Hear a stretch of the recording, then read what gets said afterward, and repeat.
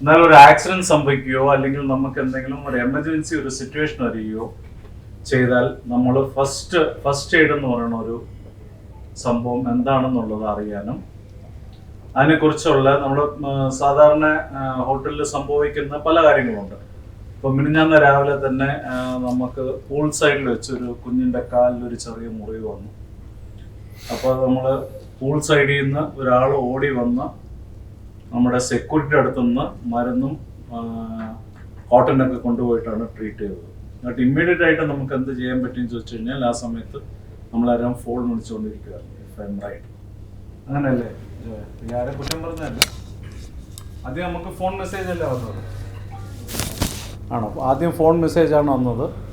അത് കഴിഞ്ഞ് ഏതാണ്ട് ഒരു 5 മിനിറ്റ് കഴിഞ്ഞാണ്. പക്ഷേ കുഞ്ഞിന് വേറെ കുഴപ്പമൊന്നുമില്ലായിരുന്നു. എന്നാലും we took 5 minutes to attend to the kid. ആ കൊച്ചിനെ നമ്മൾ പോയി അറ്റൻഡ് ചെയ്യാനായിട്ടും 5 മിനിറ്റ് എടുത്തു. ഈ 5 മിനിറ്റ് ചില സാഹചര്യങ്ങളിൽ ക്രിട്ടിക്കൽ ആകാറുണ്ട്. അതൊരു ഹാർട്ട് അറ്റാക്ക് വരുന്ന ആളായാലും അല്ലെങ്കിൽ ഒരു സ്മോക്ക് ഇൻഹേൽ ചെയ്യുന്ന ആളാണെങ്കിലും ഇറ്റ് ഈസ് എ ക്രിട്ടിക്കൽ. ആദ്യത്തെ ചില നിമിഷങ്ങളാണ് ഏറ്റവും ക്രിട്ടിക്കൽ. അപ്പോൾ ആ സമയത്ത് നമുക്ക് എന്ത് ചെയ്യാൻ പറ്റും, നമ്മൾ എന്ത് ചെയ്യണമെന്നെക്കുറിച്ച് നമുക്ക് ക്ലാസ് രൂപേണ 1 hour ആയിരിക്കുമല്ലേ പ്രോഗ്രാം? 1 hour പ്രോഗ്രാമാണ്. 1 hour programme. Please apply yourself. നമ്മുടെ ഹോട്ടലിന് വേണ്ടിയിട്ട് മാത്രമല്ല, നമ്മുടെ എല്ലാവരുടെയും വീട്ടിലുള്ള കാര്യങ്ങളെല്ലാം നമ്മൾ വരുന്ന വഴിക്കുണ്ടാകുന്നതാണെങ്കിൽ നമ്മുടെ ഒരു പേഴ്സണൽ ജീവിതത്തിന് എല്ലാത്തിനും ഒരുപാട് ഉപകാരപ്രദമായിട്ടുള്ള ചില കാര്യങ്ങളും ചില ടെക്നിക്സും ചില നുണുക്ക് എന്താ പറയുക വിദ്യകളും എല്ലാം പറഞ്ഞു തരാൻ വേണ്ടിയിട്ട് നമ്മുടെ ഒപ്പം ഇന്ന് കെയർ ആൻഡ് ക്യൂർ എന്ന് പറയുന്ന സ്ഥാപനം, അവർ ഹോം കെയറിലാണ് കോൺസെൻട്രേറ്റ് ചെയ്യണത്. ഇപ്പോൾ ഞാൻ സംസാരിച്ചതേ ഉള്ളൂ. അപ്പോൾ അവർ വീട്ടിൽ വന്ന് പല ചികിത്സ ഇൻക്ലൂഡിങ് എക്സ്റേ മെഷീൻസ് വരെയും അവരുടെ കയ്യിലുണ്ടെന്നാണ് ഇപ്പോൾ I just spoke to them. അപ്പോൾ അവർ മുന്നിട്ട് വന്നിരിക്കുകയാണ് നമ്മളെ ഹെൽപ്പ് ചെയ്യാനായിട്ട്. ഇന്നും നാളെയും ഓരോ മണിക്കൂർ സെഷനാണുള്ളത്. എൻ്റെ മാക്സിമം പ്രയോജനം എല്ലാവരും എടുക്കുക. ബിക്കോസ് ഇത് നമ്മൾ ഒരു പ്രാവശ്യം പ്രാക്ടീസ് ചെയ്താൽ ഇത് മനസ്സിൽ നിൽക്കണം. അടുത്ത ഒരു 6 മാസം കഴിയുമ്പോൾ അയ്യോ ശ്വാസം മുട്ടി എന്ത് ചെയ്യണമെന്ന് ചോദിച്ചു കഴിഞ്ഞാൽ ഞങ്ങൾക്ക് അറിഞ്ഞുകൂടാന്ന് പറയരുത്. It is beneficial for each one of us. ഒരു introduction if you can start. ഇത്രയും പേരെ ഇൻട്രൊഡ്യൂസ് ചെയ്തിട്ട് ഐ വിൽ കീപ് ഗോയിങ് ഞാൻ നാളത്തെ ക്ലാസ്സിൽ. അപ്പോൾ all the best. This is very important. Okay, all the best to you. So basically mister Santhosh പറഞ്ഞതുപോലെ first aid and fire fighting അത് നമ്മുടെ ഒരു ബ്രെഡ് ആൻഡ് ബട്ടർ എന്ന് തന്നെ പറയാം. നിങ്ങളൊരു സ്ഥാപനത്തിലാണെങ്കിലോ അല്ലെങ്കിൽ ഒരു വീട്ടിലാണെങ്കിലോ ഒരു ഏത് സ്ഥലത്താണെങ്കിലും, ഇപ്പോൾ ഒരു സിനിമ ഹാളിലാണെങ്കിലോ അല്ലെങ്കിൽ ഒരു ഹോസ്പിറ്റലിലാണെങ്കിൽ തന്നെ നിങ്ങൾക്ക് ചിലപ്പോൾ ഒരു ജീവൻ രക്ഷിക്കാൻ വേണ്ടിയിട്ട് ഒരു 5 മിനിറ്റ് നിങ്ങൾക്ക് നിങ്ങളുടെ ആ 5 മിനിറ്റിലെ ആക്ഷൻ ചിലപ്പോൾ ഒരു ജീവൻ രക്ഷിക്കാം. എന്നെക്കുറിച്ച് പറയുകയാണെങ്കിൽ ഞാൻ HR അഡ്മിൻ്റെ ഹെഡാണ് കെയർ ആൻഡ് ക്യൂറിൻ്റെ. കെയർ ആൻഡ് ക്യൂറിനെ കുറിച്ച് പറയുകയാണെങ്കിൽ കെയർ ആൻഡ് ക്യൂർ 2012 സ്റ്റാർട്ട് ചെയ്തൊരു ഹോം ഹെൽത്ത് കെയർ സർവീസ് പ്രൊവൈഡേഴ്സാണ്. ഇപ്പം ഹോം ഹെൽത്ത് കെയർ എന്ന് പറയുമ്പോൾ നിങ്ങൾക്ക് ചിലപ്പോൾ മനസ്സിലായില്ലായിരിക്കാം. ലൈക്ക് നമ്മുടെ ഹോസ്പിറ്റലിൽ കിട്ടുന്ന എല്ലാ സർവീസസും, ഈവൻ എക്സ്റേ ആണെങ്കിലോ ഹോസ്പിറ്റൽ ഇക്വിപ്മെൻറ്റ്സ് ആണെങ്കിലോ അല്ലെങ്കിൽ മെഡിസിൻ ആണെങ്കിലോ അല്ലെങ്കിൽ ഡോക്ടർ അല്ലെങ്കിൽ നേഴ്സ് നിങ്ങളുടെ വീട്ടിൽ വന്നിട്ട് ആ എല്ലാ സർവീസസും നിങ്ങളുടെ വീട്ടിൽ പ്രൊവൈഡ് ചെയ്യുന്നൊരു ഒരു പ്രൈവറ്റ് സംഘടനയാണ് കെയർ ആൻഡ് ക്യൂർ. നമ്മൾ 2012 എസ്റ്റാബ്ലിഷ്ഡ് ആണ്. നമ്മുടെ CMDയുടെ പേര് ഷിജു സ്റ്റാൻലി എന്നാണ്. പുള്ളിക്കാരൻ്റെ ഗൈഡൻസിൽ 2012 മുതൽ നമ്മൾ ഒരുപാട് കേസസ് എന്നാൽ ഡെയിലി നമ്മൾ അറ്റ്ലീസ്റ്റ് 150 to 200 കേസസ് മാനേജ് ചെയ്യുന്നുണ്ട്.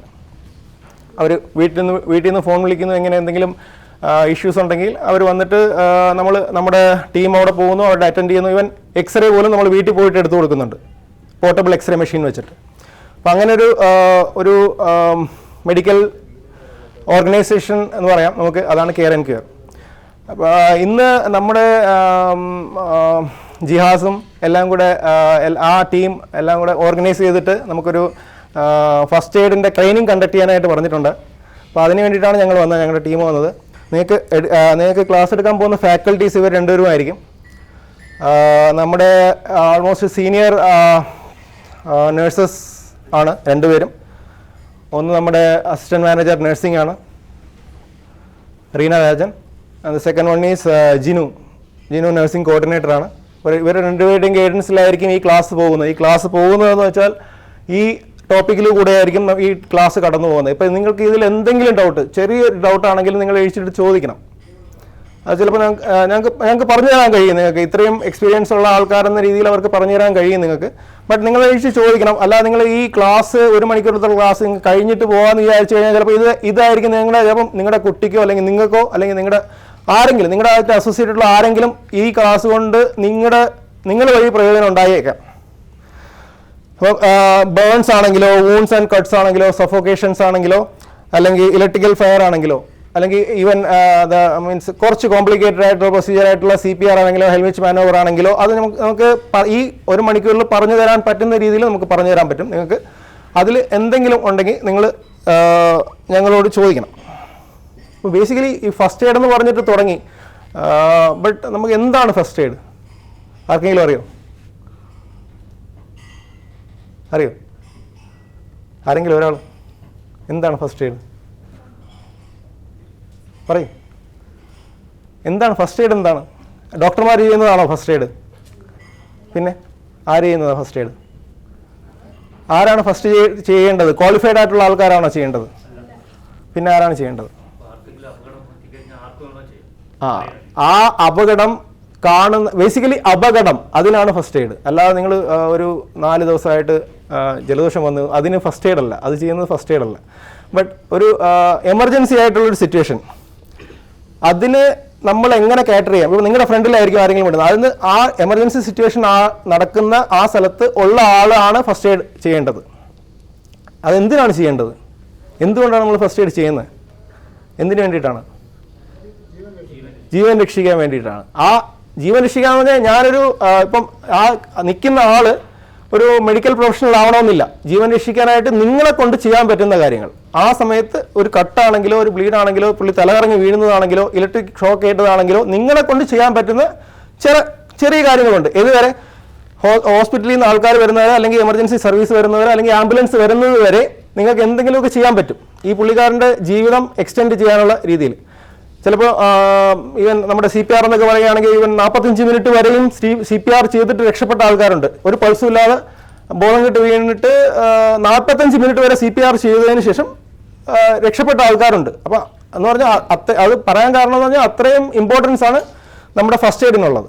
സഡൻ ഇഞ്ചുറിയോ ഇൽനെസ്സോ വരുന്നതിന് കാറ്റർ ചെയ്യാൻ ഏതുവരെ നമ്മുടെ മെഡിക്കൽ ഹെൽപ്പ് വരുന്നത് വരെ ആ ജീവൻ എക്സ്റ്റെൻഡ് ചെയ്ത് കൊണ്ടുപോകാനുള്ള റെസ്പോൺസിബിലിറ്റി അവിടെ നിൽക്കുന്ന ഒരാൾക്ക് ഉണ്ട്. അത് റെസ്പോൺസിബിലിറ്റി നിങ്ങൾക്ക് ഉണ്ട്. ബട്ട് അത് ചെയ്യാനാണെങ്കിൽ നിങ്ങൾ അറിഞ്ഞിരിക്കണം എന്താണ് ചെയ്യേണ്ടതെന്ന്. അതാണ് ഈ ക്ലാസ്സിൽ പറയാൻ പോകുന്നത്. ബേസിക്കലി നിങ്ങളിപ്പം പറഞ്ഞു ഇഞ്ചുറി ആയി ആർക്കോ, അപ്പം നിങ്ങൾ എന്ത് ചെയ്യും? ഫസ്റ്റ് നിങ്ങൾ എന്ത് ചെയ്യും? ബേസിക് ഫസ്റ്റ് എയ്ഡ് കൊടുക്കാൻ തുടങ്ങും. ആദ്യം ആരെങ്കിലും വിളിക്കണ്ടേ? ആദ്യം ആരെങ്കിലും വിളിച്ചാലല്ലേ പറ്റത്തുള്ളൂ. ഇപ്പം നിങ്ങൾക്ക് അറിയാമായിരിക്കും ചെയ്യാൻ. ബട്ട് എന്നാലും ഒരാളും കൂടെ ഉണ്ടെങ്കിൽ, ഒരു 2 കൈയുള്ള ഒരാളുണ്ട്, 4 കൈ ഉണ്ടായിരുന്ന അത് അത്രയും നല്ലതല്ലേ? ചിലപ്പോൾ എടുത്തുകൊണ്ട് പോകാൻ പറ്റും നമുക്ക്. അപ്പോൾ ആരെങ്കിലും ഇൻഫോം ചെയ്യണം. അപ്പോൾ ആരെ ഇൻഫോം ചെയ്യണം? ഇപ്പം നിങ്ങളുടെ കേസിലാണെങ്കിൽ ഇപ്പം നമ്മുടെ ഫ്രണ്ട് ഓഫീസ് സ്റ്റാഫ് ഉണ്ട്, ഹൗസ് കീപ്പിംഗ് ആണെന്ന് തോന്നുന്നു, ഹൗസ് കീപ്പിംഗ് സ്റ്റാഫ് ഉണ്ട്, സെക്യൂരിറ്റി സ്റ്റാഫ് ഉണ്ട്. അപ്പം എന്തായാലും നിങ്ങൾ ഇൻഫോം ചെയ്യുന്നത് നിങ്ങളുടെ സീനിയറിനെ ആയിരിക്കാം. അപ്പം നിങ്ങൾ ഒരു ബേസിക് ഒരു SOP എന്ന് പറയുന്നത് നിങ്ങളുടെ സീനിയറിനെ ഇൻഫോം ചെയ്യുക അല്ലേ? ബട്ട് സീനിയറിനെ ഇൻഫോം ചെയ്യേണ്ടതെന്നല്ല. ബട്ട് ആ സമയത്ത് ഇപ്പം നിങ്ങളുടെ അടുത്ത് തന്നെ ഒരു ഫോൺ ഉണ്ടെങ്കിൽ എത്രയും പെട്ടെന്ന് 911 അല്ലെങ്കിൽ എമർജൻസി സർവീസിനെ വിവരം അറിയിച്ചിരിക്കണം. അതായത് നിങ്ങൾ സീനിയറിൻ്റെ അടുത്ത് പറഞ്ഞ് പിന്നെ എമർജൻസിയിൽ പോകുന്നതിനേക്കാളും 2 മിനിറ്റ് മുമ്പേ അവരെത്തും. അപ്പോൾ അത് കഴിഞ്ഞിട്ട് സീനിയറിൻ്റെ അടുത്ത് പറഞ്ഞാൽ മതി.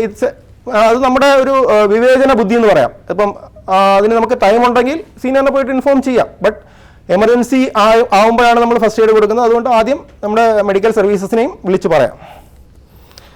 ഇപ്പോൾ ബേസിക്കലി നമ്മൾ വിളിച്ച് പറയാമെന്ന് പറഞ്ഞു. പക്ഷേ വിളിച്ചിട്ട് എന്താണ് പറയേണ്ടത്? എന്താണ് പറയേണ്ടത്? പറയും. എന്ത് പറയണം നമ്മൾ എമർജൻസി സർവീസിനെ വിളിച്ചിട്ട്? ആക്സിഡൻറ്റ് പറ്റിയെന്ന് പറയും. അപ്പോൾ ചിലപ്പോൾ ആ സൈഡിൽ ഉള്ളത് നമ്മളെപ്പോലെ ഇപ്പം വിളിച്ച് പറയുന്നത് പോലത്തുള്ള ആരെങ്കിലും ആയിരിക്കും. ചിലപ്പോൾ നമ്മുടെ പിയോണോ അല്ലെങ്കിൽ ആരെങ്കിലും ആയിരിക്കും എടുക്കുന്നത്. അപ്പോൾ ഇങ്ങനെ ഒരാളിനെ ആക്സിഡൻറ്റ് പറ്റിയെന്ന് പറയും. പുള്ളി പറയും എവിടെയാണ്? ഇവിടെയാണ്. അത്രയും പറഞ്ഞിട്ട് പുള്ളി ഫോൺ കട്ട് ചെയ്യും. ബട്ട് അതല്ല, ചിലപ്പോൾ ലേഡി ആയിരിക്കും കുഴഞ്ഞു വീണത്. അപ്പം അവിടെ നിന്ന് പറയും, അവരിങ്ങനെ പ്രീ എക്സെപ്ഷനിൽ വരും, അസംഷനിൽ വരും, അതൊരു ലേഡി ആയിരിക്കത്തില്ല എന്നുള്ള രീതിയിൽ ജെൻസ് സ്റ്റാഫ് വരാം. അപ്പോൾ നിങ്ങൾ ആ കോളിൻ്റെ ഓരോ പോയിന്റ്സും അത് ശ്രദ്ധിക്കണം. അല്ല നോക്കുന്നില്ല, ബട്ട് ഞാൻ പറഞ്ഞത് ആ ഇൻഫർമേഷൻ പാസിംഗ് ആണ് ഇമ്പോർട്ടൻറ്റ് എന്ന് പറഞ്ഞാൽ നിങ്ങൾ എവിടെ നിന്നാണ് വിളിക്കുന്നത്, ലൈക്ക് നിങ്ങളുടെ ഏത് നമ്പറിൽ നിന്നാണ് തിരിച്ച് കോൺടാക്ട് ചെയ്യാൻ പറ്റുന്നത്. ചിലപ്പോൾ 911 നിങ്ങളുടെ നമ്പർ കിട്ടണമെന്നില്ല, അല്ലെ തിരിച്ച് വിളിക്കാനായിട്ട് നിങ്ങളുടെ നമ്പർ എന്ന് പറഞ്ഞു കൊടുക്കുക അവർക്ക്. പിന്നെ ലൊക്കേഷൻ, ഏത് ലൊക്കേഷനിൽ നിന്നാണ് നിങ്ങൾ വിളിക്കുന്നത്. പിന്നെ അടുത്തത് നിങ്ങൾ പറയുന്ന ഗ്രാവിറ്റി ഓഫ് എമർജൻസി, പുള്ളിക്കാരൻ അൺകോൺഷ്യസ് ആണ് അല്ലെങ്കിൽ പുള്ളിക്കാരൻ കോൺഷ്യസ് ആണെങ്കിൽ അതിനനുസരിച്ചുള്ള ഗ്രാവിറ്റിയാണ് അതിൻ്റെ വ്യാപ്തി എന്ന് പറഞ്ഞാൽ ആ ഇൻസിഡൻറ്റിൻ്റെ വ്യാപ്തി. ചിലപ്പം ഇപ്പം ഇലക്ട്രിക്യൂഷൻ ആയിരിക്കും, അത് ലൈവ് വയറാണ് ഇപ്പോഴും ലൈവ് വയറാണെങ്കിൽ അതിന് കൂടുതൽ ഇമ്പോർട്ടൻസ് ഉണ്ട്. അപ്പോൾ അതിൻ്റെ വ്യാപ്തി അത് അവർ എമർജൻസി സർവീസസിനെ വിളിച്ചറിയിക്കണം. പിന്നെ ഉള്ളത് ജെൻഡർ ആൻഡ് ഏജ്, അത് അറിയാൻ പറ്റുകയാണെങ്കിൽ മാത്രം നിങ്ങൾ അത് പറയുക. ജെൻഡർ എന്തായാലും അറിയാൻ പറ്റുമെങ്കിൽ പറയുക, അല്ലെങ്കിൽ അത് പറയാൻ ശ്രമിക്കാം നമുക്ക്. പിന്നെ ഉള്ളത് എനിക്ക് ഇപ്പം ഞാൻ പറഞ്ഞ പോലെ എന്തെങ്കിലും ഹസാർഡ്, ഇപ്പം പുള്ളിക്കാരൻ ആൾറെഡി ലൈവ് വയറിൽ ആണ്, അത് ഓഫ് ചെയ്യാൻ നമുക്ക് പറ്റുന്നില്ല എങ്കിൽ അങ്ങനെയുള്ള ഹസാർഡും കൂടെ പറയണം. അപ്പോൾ അവരതിന് പ്രിപ്പയർ ചെയ്ത് വരും, ഇലക്ട്രിക്കലായിട്ടുള്ള ആൾക്കാരും കൂടെ വരും, നമ്മൾ നേരത്തെ പറഞ്ഞതുപോലെ. ഓക്കെ, ആദ്യത്തെ ടോപ്പിക് എന്ന് പറയുന്നത് ബേൺസ് അല്ലെങ്കിൽ പൊള്ളൽ. പൊള്ളാത്തവരായിട്ട് ആരെങ്കിലും ഉണ്ടോ? എല്ലാവരും പൊള്ളലൊക്കെ ഏൽക്കുന്നവരാണ്, കിച്ചണിലൊക്കെ വർക്ക് ചെയ്യുന്നുണ്ട്, അവർ എല്ലാവർക്കും പൊള്ളൽ ഉണ്ടാവാം, ചെറുപ്പകാലത്തൊക്കെ ഉണ്ടാവാം. അങ്ങനെയാണ് നമ്മൾ പഠിക്കുന്നത് തന്നെ. ഇങ്ങനെയൊക്കെ പൊള്ളും, അത് വേദന എടുക്കുന്നതാണ്, നമുക്ക് ഒരുപാട് ബുദ്ധിമുട്ട് വരാറുണ്ട്, അതൊക്കെ എല്ലാവർക്കും അറിയാമെന്നുള്ളതാണ്. അപ്പോൾ എന്താണ് ബേൺസ് അല്ലെങ്കിൽ പൊള്ളൽ? ആർക്കെങ്കിലും പറയാവോ? പറഞ്ഞോളൂ. എന്താണ് പൊള്ളൽ?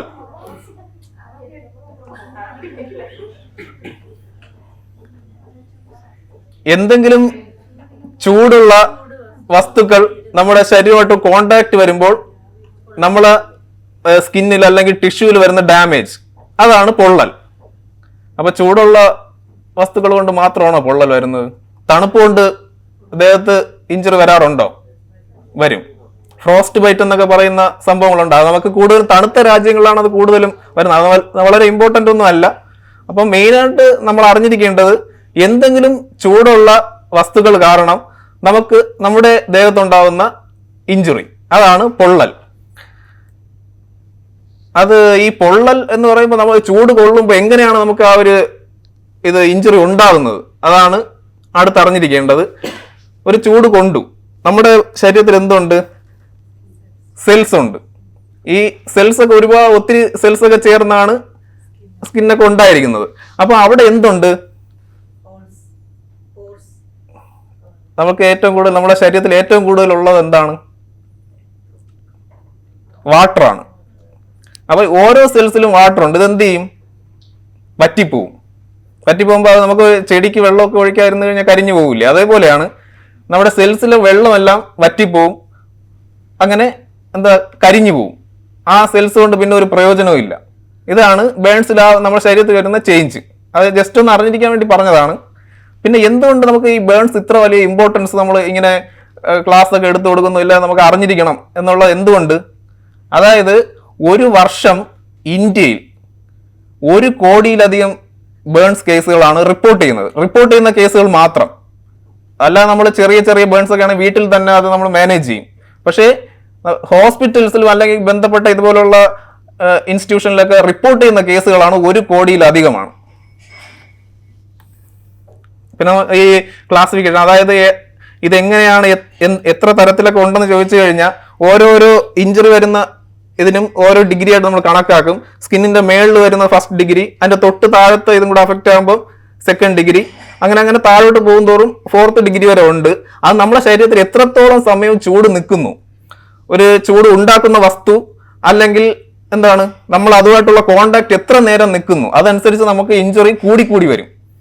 ഓരോ ലെയർ ബൈ ലെയർ അഫക്ട് ചെയ്തുകൊണ്ടിരിക്കും. അപ്പം എന്തൊക്കെ ആയിരിക്കും നമുക്ക് മെയിനായിട്ട് നമുക്ക് പൊള്ളാൻ കാരണമായ സാധനങ്ങൾ എന്തൊക്കെയായിരിക്കും? എന്തൊക്കെ ടൈപ്സ് ആയിരിക്കും? ഇലക്ട്രിക് ഷോക്ക് കാരണം ബേൺസ് വരും. വേറെ ചൂടുള്ള വസ്തുക്കൾ എന്തൊക്കെയാണ്? ചൂടുവെള്ളം, ആവി അടിച്ച സ്റ്റീം, എണ്ണ, അതായത് ഹോട്ട് ആയിട്ടുള്ള ലിക്വിഡ്സ് പിന്നെ ഗ്യാസ് ഒക്കെ പൊട്ടിത്തെറിച്ച തീ ഉണ്ടായിട്ട് അതിൽ നിന്ന് വരുന്നത്.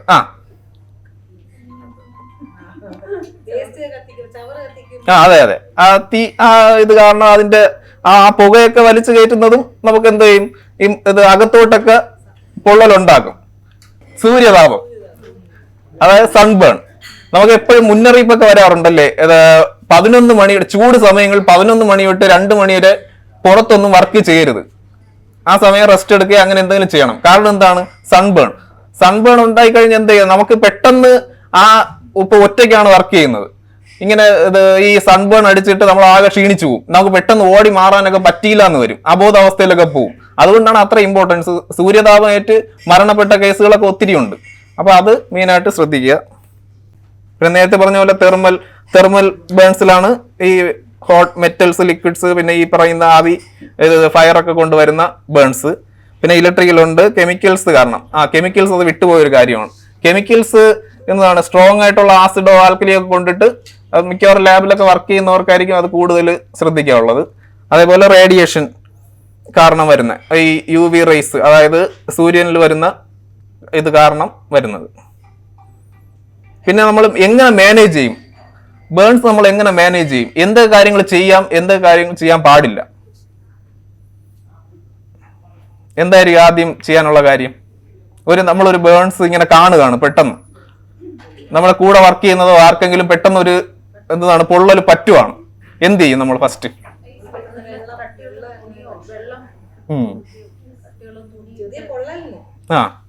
ചെറിയ പൊള്ളലിന്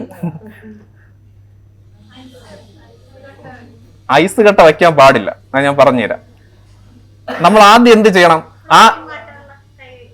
അതെ അതെ അതെ, ആദ്യം നമ്മൾ ചെയ്യാനുള്ളത് ആ ചൂട് ഏൽക്കുന്നതിന് കാരണമായ സാധനം അവിടെ നിന്ന് മാറ്റുക. ഇപ്പൊ സൂര്യന്റെ കാര്യത്തിലാണെന്ന് പറഞ്ഞാൽ നമുക്ക് സൂര്യനൊന്നും മാറ്റാൻ പറ്റത്തില്ല, അപ്പൊ ആളിനെ മാറ്റുക. ഇതാണ് മെയിനായിട്ട് ശ്രദ്ധിക്കാനുള്ളത്. എന്താണോ ചൂടിന് കാരണമായ ഒന്നില്ലെങ്കിൽ സോഴ്സിനെ അല്ലെങ്കിൽ ആ ആളിനെ അവിടെ നിന്ന് മാറ്റുക, സേഫ് ആയിട്ടുള്ള ഒരു സ്ഥലത്ത് ആക്കുക. അതാണ് മെയിൻ. ഇപ്പൊ തീയൊക്കെ പിടിക്കുന്ന സമയത്ത് നമ്മൾ എന്ത് ചെയ്യും, ഇതേപോലെ ആ തീ പിടിക്കുന്ന കാര്യത്തിൽ പ്രത്യേകം ശ്രദ്ധിക്കണം. നമ്മൾ ഒരു വലിയൊരു ബിൽഡിങ്ങിൽ തീ പിടിക്കുവാണ്, നമ്മൾ എന്ത് ചെയ്യും, ഒരുപാട് പുകയൊക്കെ ഉണ്ടാവും. അപ്പൊ നമ്മൾ എങ്ങനെയായിരിക്കും അതിൽ നിന്ന് രക്ഷപ്പെടുക? നമ്മൾ ഈ സിനിമയിൽ കാണുന്നത് പോലെ നായകൻ വരുന്നു, ഡോറൊക്കെ ചവിട്ടി തുറക്കുന്നു, കൂളായിട്ട് തീ വരാത്ത സ്ഥലത്തൂടെയൊക്കെ നടന്നു പോകുന്നു. അതൊക്കെ പോസിബിൾ അല്ല. കാരണം അതിന് ഒരുപാട് പുക ഉണ്ടാവുന്നുണ്ട്, കാർബൺ മോണോക്സൈഡ് അങ്ങനെയുള്ള സംഭവങ്ങളൊക്കെ ഉണ്ട്. അതൊക്കെ ശ്വസിച്ചു കഴിഞ്ഞാൽ എന്ത് ചെയ്യും, അവിടെ അപ്പോഴും തന്നെ വീഴും. അപ്പൊ ചെയ്യാനുള്ളത്, അങ്ങനെ പുക വരുന്ന അവസ്ഥയിലാണെന്നുണ്ടെങ്കിൽ നമ്മൾ കിടക്കണം താഴെ. എപ്പോഴും പുക മേളിലോട്ടേ വരുള്ളൂ. പെട്ടെന്ന് താഴെ കിടക്കുന്ന ഒരാൾക്ക് പെട്ടെന്ന് അത് കിട്ടണമെന്നില്ല. അപ്പൊ എന്ത് ചെയ്യും, എഴഞ്ഞു വേണം പോവാൻ. ഇവിടെ ഫയർ എക്സിറ്റ് കാണും, അതുവഴി താഴോട്ട് പോവുക. ഒരു അസംബ്ലി പോയിന്റ് കാണും ഇതിന് പുറത്ത്, അവിടെ പോവുക. ഇതെല്ലാവരും അറിയാന്നുള്ള കാര്യങ്ങളാണ്. അപ്പൊ ഇതാണ് മെയിനായിട്ട് ശ്രദ്ധിക്കാനുള്ളത്. അപ്പൊ ആ എൻവയോൺമെന്റിലും നമ്മൾ മാറ്റി അടുത്തെന്ത് ചെയ്യും, റണ്ണിങ് വാട്ടർ. നേരത്തെ മാഡം പറഞ്ഞതുപോലെ റണ്ണിങ് വാട്ടറിൽ വേണം കാണിക്കാനായിട്ട്. എന്ന് വെച്ചാൽ അതിനെ തേച്ചൊരച്ച് കഴുകണമെന്നല്ല, ജസ്റ്റ് കാണിക്കുക. അല്ലെങ്കിൽ കൂളായിട്ടുള്ള വാട്ടർ എടുത്തിട്ട് അതിൽ മുക്കി വെക്കുക. ഇപ്പൊ ഏത് പാർട്ടാണോ ഇത് പൊള്ളുന്നത് ആ പാർട്ട്, അത് എത്ര നേരം വെക്കണം? നമ്മൾ സാധാരണ ചിലപ്പം ഇങ്ങനെ കാണിച്ചിട്ട് എടുക്കും, അത്രയൊന്നും പോരാ. 15 മുതൽ 20 മിനിറ്റ് വരെ വച്ചേക്കണം. ഒന്നില്ലെങ്കിൽ ആ റണ്ണിങ് വാട്ടറിൽ കാണിച്ചുകൊണ്ടേ ഇരിക്കണം, അല്ലെങ്കിൽ മുക്കി വെക്കുകയാണെന്നുണ്ടെങ്കിൽ അങ്ങനെ ചെയ്യണം. ഇത്രേ ചെയ്യാവൂ. അതിനുശേഷം നമുക്ക് മാറ്റാൻ പറ്റുന്ന ഡ്രസ്സോ ആഭരണങ്ങളോ ഉണ്ടെങ്കിൽ മാറ്റണം, പറ്റുന്നത് മാത്രം. ഈ കത്തിപ്പോയിട്ട് ഈ സ്കിന്നിൽ ഡ്രസ്സൊക്കെ ഒട്ടിപ്പിടിച്ചിരിക്കും, അതൊന്നും നമ്മൾ വലിച്ച് ഇളക്കാൻ പാടില്ല. അങ്ങനെ ചെയ്തു കഴിഞ്ഞാൽ എന്ത് ചെയ്യും, ആ ഇഞ്ചുറിയുടെ ആഘാതം കൂട്ടും. അപ്പൊ നമുക്ക് പറ്റുകയാണെങ്കിൽ മാത്രം അത് മാറ്റി കൊടുക്കുക. ചിലപ്പം ഈ മോതിരത്തിലൊക്കെ ചൂടടിച്ചിരിക്കുകയായിരിക്കും, അത് മാറ്റി കൊടുത്താൽ കൂടുതൽ ഇഞ്ചുറി വരത്തില്ല. മാറ്റാൻ പറ്റുന്നതാണെങ്കിൽ മാറ്റുക, അല്ലെങ്കിൽ അടുത്ത് എക്സ്പേർട്ട് വരുമ്പോഴത്തേക്ക് മാറ്റിക്കോളും. പിന്നെ എന്ത് ചെയ്യും, നമ്മൾ ഓയിൻമെന്റ് എന്താണെന്ന് വെച്ചാൽ സിൽവർ എക്സ് ഓയിൻമെന്റ് ആണ് കൂടുതൽ ഉപയോഗിക്കുന്നത്. അത് മിക്കവാറും ഫസ്റ്റ് എയ്ഡ് ബോക്സിലൊക്കെ കാണും, എല്ലാ സ്ഥലങ്ങളിലും കാണുന്നതാണ്, അത് ഉപയോഗിക്കാം. അതിനുശേഷം എന്താണ്, നമ്മൾ കൂടുതലായിട്ട് അതിൽ വേറെ ഒന്നും ചെയ്യാൻ പോരുത്. അഥവാ എന്തെങ്കിലും ഒരു ഇതുണ്ടെന്നുണ്ടെങ്കിൽ ചെയ്യാനുള്ളത് നനച്ച ഗോസോ അല്ലെങ്കിൽ ക്ലോത്തോ വെച്ച് മാത്രം കവർ ചെയ്യുക. മിക്കവാറും ചെറിയ ചെറിയ ബേൺസിലൊന്നും കവർ ചെയ്യാൻ പാടില്ല. പിന്നെ കുറച്ചുകൂടെ ഒരു 3rd ഡിഗ്രിയിലോട്ടൊക്കെ പോയി കഴിഞ്ഞാൽ കവർ ചെയ്യേണ്ടി വരും, അല്ലെങ്കിൽ ഇൻഫെക്ഷൻ വരും. അത് ഒരു നനഞ്ഞ തുണി വെച്ച് മാത്രം അല്ലെങ്കിൽ ഗോസ് വെച്ച് മാത്രം കവർ ചെയ്യുക. ഇനി എന്തൊക്കെ ചെയ്യാൻ പാടില്ല, നമ്മൾ എല്ലാവരും മിക്കവാറും ചെയ്യുന്ന ഒരു പ്രശ്നമാണ്, ചെയ്യാൻ പാടില്ലാത്ത കാര്യങ്ങൾ ചെയ്യും. എന്താണ്?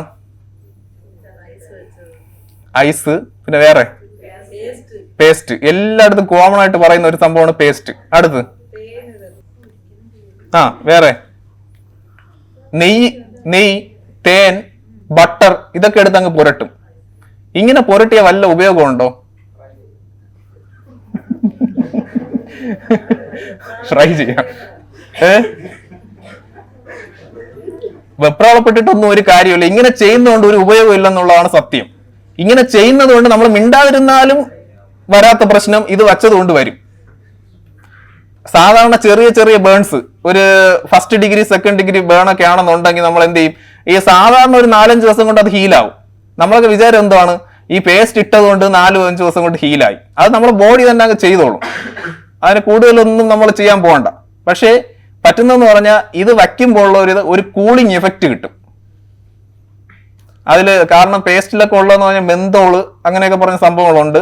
പിന്നെ അതുപോലെ ഈ മണലൊക്കെ പൊടിച്ച സിലിക്കയൊക്കെ ഉണ്ട് അതിൽ, അലുമിനിയം ഓക്സൈഡ്. ഇതൊക്കെ എന്ത് ചെയ്യും, നമ്മൾ ഇൻഫെക്ഷൻ ഉണ്ടാക്കും. അപ്പം മെയിനായിട്ട് ശ്രദ്ധിക്കേണ്ടത്, ഈ ബ്ലിസ്റ്ററൊക്കെ ഉണ്ടായി കഴിഞ്ഞാൽ അത് പൊട്ടിച്ച് കളയാനും പാടില്ല. ബ്ലിസ്റ്ററൊക്കെ പൊട്ടിച്ച് കളഞ്ഞാൽ എന്ത് ചെയ്യും, നമ്മൾ ഏറ്റവും നല്ല ബാരിയർ നമ്മളെ സ്കിന്നാണ്. ആ സ്കിന്നാണല്ലോ നമ്മൾ ബ്ലിസ്റ്ററായിട്ട് പൊങ്ങിയിരിക്കുന്നത്. അതിൻ്റെ അടിയിലോട്ട് ഒരിക്കലും ഇൻഫെക്ഷൻ പോവാത്ത രീതിയിൽ അതിങ്ങനെ നിൽക്കും. അതിനെ പൊട്ടിച്ച് കളഞ്ഞാൽ അതിനകത്തൂടെ, എന്നിട്ട് പൊട്ടിച്ചിട്ടായിരിക്കും അതിൻ്റെ പുറത്ത് പേസ്റ്റ് കൂടെ വയ്ക്കുന്നത്. അപ്പോൾ എന്ത് ചെയ്യും, ആ ഇൻഫെക്ഷൻ അകത്തോട്ട് കയറും. പിന്നെ അത് വലിയ ജോലിയാവും. ഒരാഴ്ച കൊണ്ട് ഹീലാവേണ്ടത് 2-3 ആഴ്ച എടുക്കും. പിന്നെ ഈ ചില ഈ സൺബേൺ ഒക്കെ കഴിഞ്ഞിട്ട് നമ്മൾ കംപ്ലീറ്റ് ഹീലാവാതെ വീണ്ടും സൂര്യപ്രകാശത്തിലൊന്നും ഇറങ്ങി നടക്കാൻ പാടില്ല. ഇത്രയാണ് മെയിൻ ആയിട്ട് ചെയ്യേണ്ടത്. ഇനി നമ്മൾ മെഡിക്കൽ അറ്റൻഷൻ അല്ലെങ്കിൽ നമ്മൾ ഹോസ്പിറ്റലിൽ പോകേണ്ട സിറ്റുവേഷൻ എപ്പോഴൊക്കെയാണ്, ഒരു ബേൺ വന്നു എപ്പോഴൊക്കെ ആയിരിക്കും?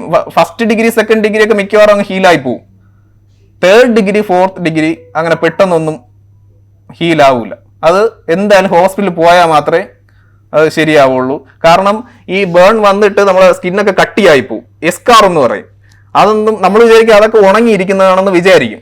പക്ഷെ വേദനയും മാറത്തില്ല, ഇത് പഴുപ്പൊക്കെ വന്നു തുടങ്ങും. അതിന്റെ അടിയിൽ ഇൻഫെക്ഷൻ ഉണ്ട് എന്നാണ് അത് കാണിക്കുന്നത്. അപ്പൊ എന്ത് ചെയ്യും, അതൊക്കെ വെട്ടി മാറ്റേണ്ടി വരും. പേടിക്കണ്ട, പറഞ്ഞേ ഉള്ളൂ. അപ്പൊ അങ്ങനെ നമ്മൾ അപ്പൊ 2nd ഡിഗ്രി ബേൺ ആണ്. അത് സിൽവറെക്സ് ഓയിൻമെന്റ് ഒരു 15 മിനിറ്റ് വെള്ളത്തിൽ കാണിച്ച്, ഇനിയിപ്പോ സമയം കഴിഞ്ഞു, ഇനി ഓയിൻമെന്റ് ഇട്ടാൽ മതിയാവും. അപ്പൊ ഈ പറഞ്ഞതുപോലെ എന്താണ്, നീര് വയ്ക്കുക, ചോപ്പ് കൂടി വരിക, ഇങ്ങനെയുള്ള കണ്ടീഷനിലൊക്കെ നമ്മൾ എന്ത് ചെയ്യും, ഹോസ്പിറ്റലിൽ പോയാൽ തന്നെ ശരിയാവുള്ളൂ. പിന്നെ ഈ അടുത്തൊരു ഇതെന്ന് പറഞ്ഞു കഴിഞ്ഞാൽ, നമുക്ക് ഈ ഡ്രസ്സ് മാറ്റാൻ പറ്റുന്നില്ല, ഇത് ജുവലറി അല്ലെങ്കിൽ ആഭരണങ്ങളൊന്നും മാറ്റാൻ പറ്റുന്നില്ല, അങ്ങനത്തെ ഒരു സ്റ്റേജ് ഉണ്ടെങ്കിലും നമ്മൾ ഹോസ്പിറ്റലിൽ പോകണം. അപ്പൊ ഇതാണ് മെയിൻ ആയിട്ട് നമ്മൾ ബേൺസിൽ ശ്രദ്ധിക്കാനുള്ള കാര്യങ്ങൾ.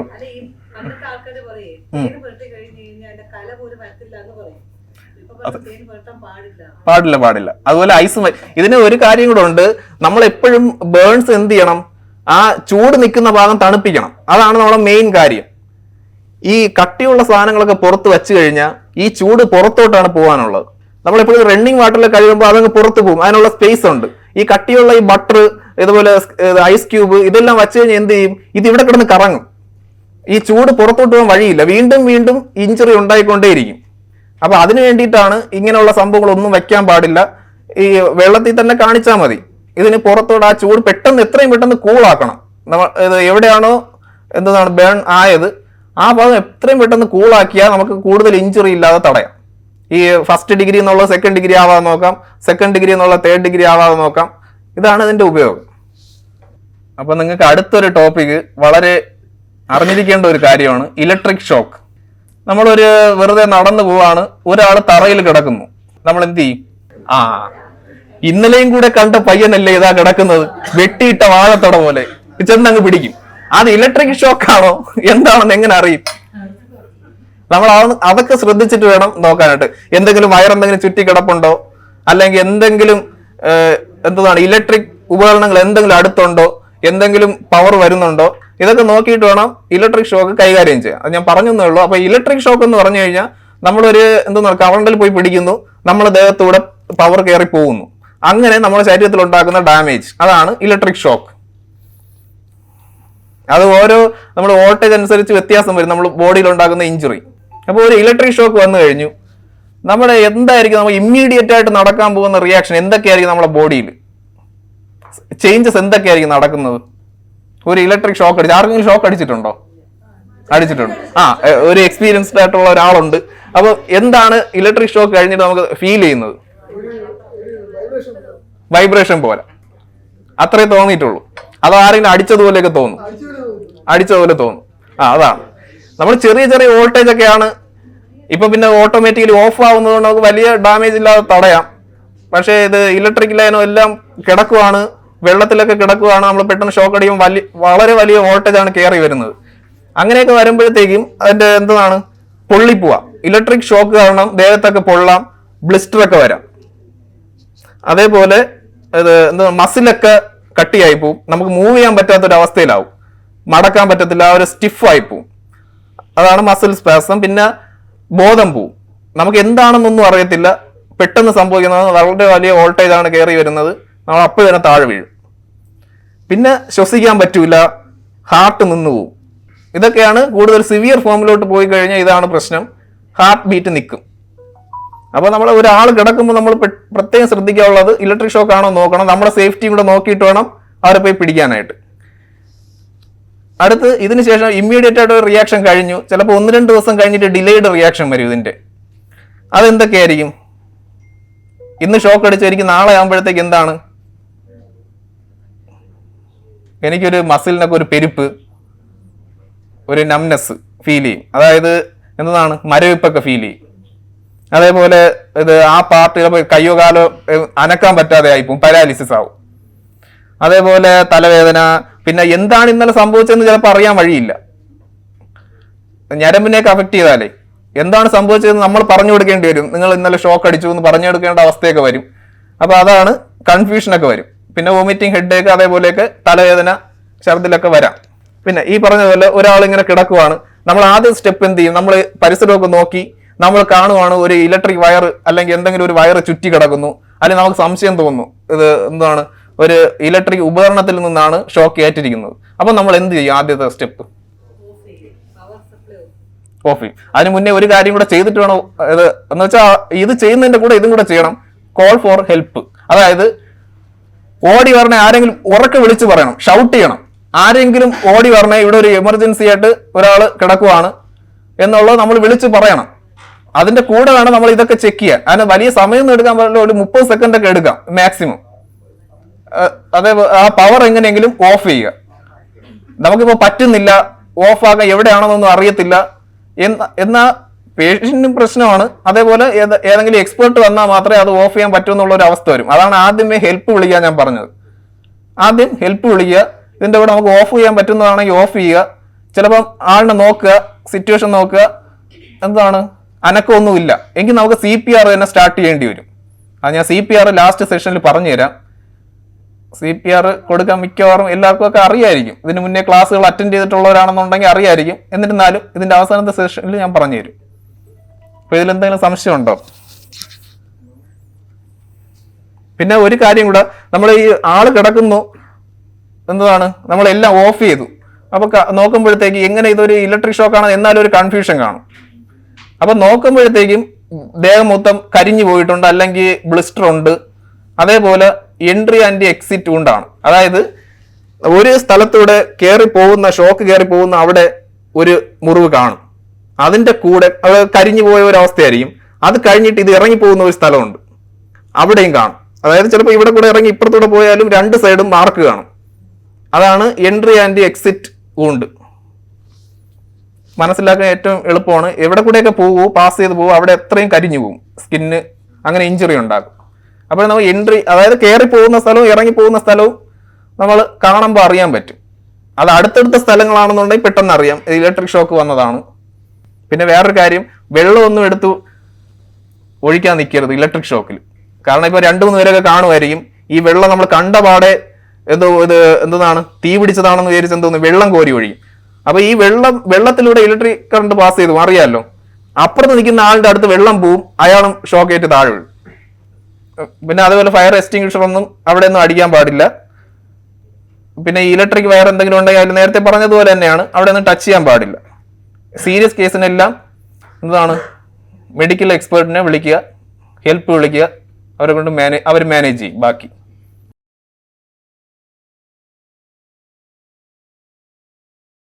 മനുഷ്യ ശരീരം നിർമ്മിച്ചിരിക്കുന്നത് എന്തുകൊണ്ടാണ്? കോശങ്ങൾ കൊണ്ടാണ്. അതിന് വരുന്ന ഡാമേജിനെയാണ് നമ്മൾ പരിക്കുകൾ എന്ന് പറയുന്നത്. ഓക്കെ, അപ്പം ഏതൊക്കെ തരത്തിലുള്ള മുറിവുകൾ അല്ലെങ്കിൽ പരിക്കുകൾ നമുക്ക് സംഭവിക്കാം? ഒന്നൊന്നായിട്ട് പറയാവോ? ബ്ലൈഡ് കൊണ്ട്, കറക്റ്റ്. അടുത്ത് ആക്സിഡന്റ്, കറക്റ്റ്. അടുത്ത് കത്തി കൊണ്ടിട്ട്. അടുത്ത് എന്താണ്? വീഴുമ്പോ ഉള്ള പരിക്കുകൾ. അടുത്തത് പറഞ്ഞേ. പൊള്ളലും അതൊരു ഊണ്ടാണ്. പട്ടി കടിക്കുന്നത്, കടന്നൽ കുത്തുന്നത്, അല്ലേ, പാമ്പ് കടിക്കുന്നത്, അതെല്ലാം നമുക്കുണ്ടാകുന്ന ശരീരത്തിലുണ്ടാകുന്ന ചെറിയ ചെറിയ മുറിവുകളാണ്. വലുതുമാകാം ചെറുതുമാകാം. നമ്മൾ അതെങ്ങനെ മാനേജ് ചെയ്യുന്നു? നമ്മുടെ വീട്ടിൽ തോരൻ അരിഞ്ഞുകൊണ്ടിരിക്കുവാണ്, അപ്പോഴേക്കും ചെറിയൊരു ഊണ്ട് വന്നു. അത് 0.1 mm ഉള്ളൂ. നമ്മൾ എന്ത് ചെയ്യും? ചേച്ചി പറഞ്ഞേ. എണീക്കണ്ട, പറഞ്ഞാൽ മതി. ഓക്കെ, അല്ലാതെ പറ്റി എന്ത് ചെയ്യും? ആർക്കെങ്കിലും മുറിഞ്ഞിട്ടുണ്ടോ? അപ്പൊ എന്ത് ചെയ്യും? നമ്മളെ പെട്ടെന്ന് ചുറ്റും. വേറെ എന്താ ചെയ്യും? ബാൻഡേജ് ഒട്ടിക്കും. അല്ലാതെ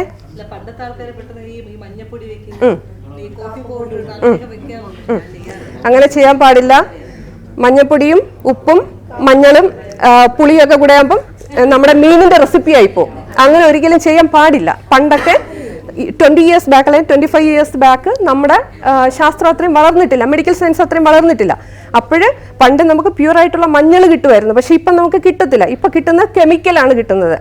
പാടത്ത് പണിയെടുത്ത് മഞ്ഞൾ ഉണ്ടാക്കി അതിനെ പൊടിച്ച് ഉണക്കി നമുക്ക് പ്യൂറായിട്ട് കിട്ടുമായിരുന്നു. ഇപ്പം അത് കിട്ടത്തില്ല. അപ്പോൾ ഒരിക്കലും മഞ്ഞളൊന്നും കലക്കി വെക്കരുത്. കോഫി പൗഡർ, പേസ്റ്റ് നോർമലി ചെയ്യുന്ന കാര്യങ്ങളാണ്. പഴയ അമ്മമാരും അമ്മൂമ്മമാരും ഒക്കെ അങ്ങനെ ചെയ്യാറുണ്ട്. ഇനി ഒരിക്കലും അങ്ങനെ ചെയ്യരുത്. അത് റോങ് ആയിട്ടുള്ളൊരു മെത്തേഡാണ്. നമ്മൾ ശരിക്കും ഒരു ചെറിയ ഊണ്ടാണെങ്കിൽ ജസ്റ്റ് ഒന്ന് വാഷ് ചെയ്യുക, നല്ലൊരു തുണി ഉണ്ടെങ്കിൽ അതുകൊണ്ട് കവർ ചെയ്യുക, അതിനുശേഷം അല്ല പ്ലാസ്റ്റർ ഉണ്ടെങ്കിൽ ഒന്ന് ഒട്ടിക്കുക. അത്രയേ ഉള്ളൂ അതിൻ്റെ ആവശ്യമുള്ളൂ. ഇച്ചിരിയൊക്കെ ചെറിയ മുറിവാണെങ്കിൽ ഓട്ടോമാറ്റിക്കായിട്ടത് ഉണങ്ങിക്കോളും. അത് കഴിഞ്ഞിട്ട് ഒരു 4 സെൻറ്റിമീറ്റർ അല്ലെങ്കിൽ 1 സെൻറ്റിമീറ്റർ 2 സെൻറ്റിമീറ്റർ വലിയ കട്ടുണ്ടായി, എന്ത് ചെയ്യും? ഹോസ്പിറ്റലിൽ പോവും. എന്താ ചെയ്യും? നിങ്ങൾ പറയേ.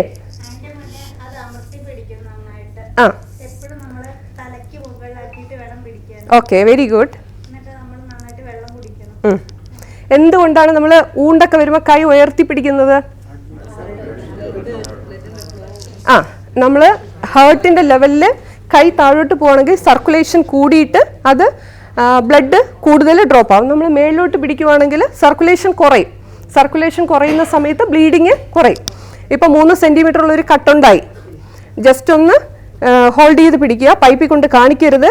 കാരണം ഓൾറെഡി ഹെവി ബ്ലീഡിംഗ് ആണ്. 2 സെൻറ്റിമീറ്ററോ 3 സെൻറ്റിമീറ്റർ ഒക്കെ വരുന്ന സമയത്ത് ഹെവി ബ്ലീഡിംഗ് ആണ് സംഭവിക്കുന്നത്. ആ സമയത്ത് പൈപ്പിൽ കൂടെ കൊണ്ട് കാണിച്ചു കൊടുക്കുവാണെങ്കിൽ പൈപ്പിലെ വെള്ളം പോവും, നമ്മളെ ശരീരത്തിൽ ബ്ലഡ് പോവും. അങ്ങനെ ഒരിക്കലും ചെയ്യാൻ പാടില്ല. ഹോൾഡ് ചെയ്ത് പിടിക്കുക, നന്നായിട്ട് ഒരു പ്രഷർ കൊടുത്ത് പിടിക്കുക. പിന്നെ ബാൻഡേജോ വൃത്തിയുള്ളൊരു തുണി ഉപയോഗിച്ച് ഒരു കെട്ടുക. എന്നിട്ട് നമ്മുടെ ഈ പ്രഷറിൻ്റെ ടൈം എന്ന് പറയുന്നത് 20 minutes ആണ്. ഓക്കെ, കുഞ്ഞു പിള്ളേരെ പോലെ ഒരു 2 മിനിറ്റ് കഴിയുമ്പോൾ പതുക്കെ പൊക്കി നോക്കരുത്, കുറഞ്ഞൊന്ന്. ഒരിക്കലും അങ്ങനെ ചെയ്യാൻ പാടില്ല.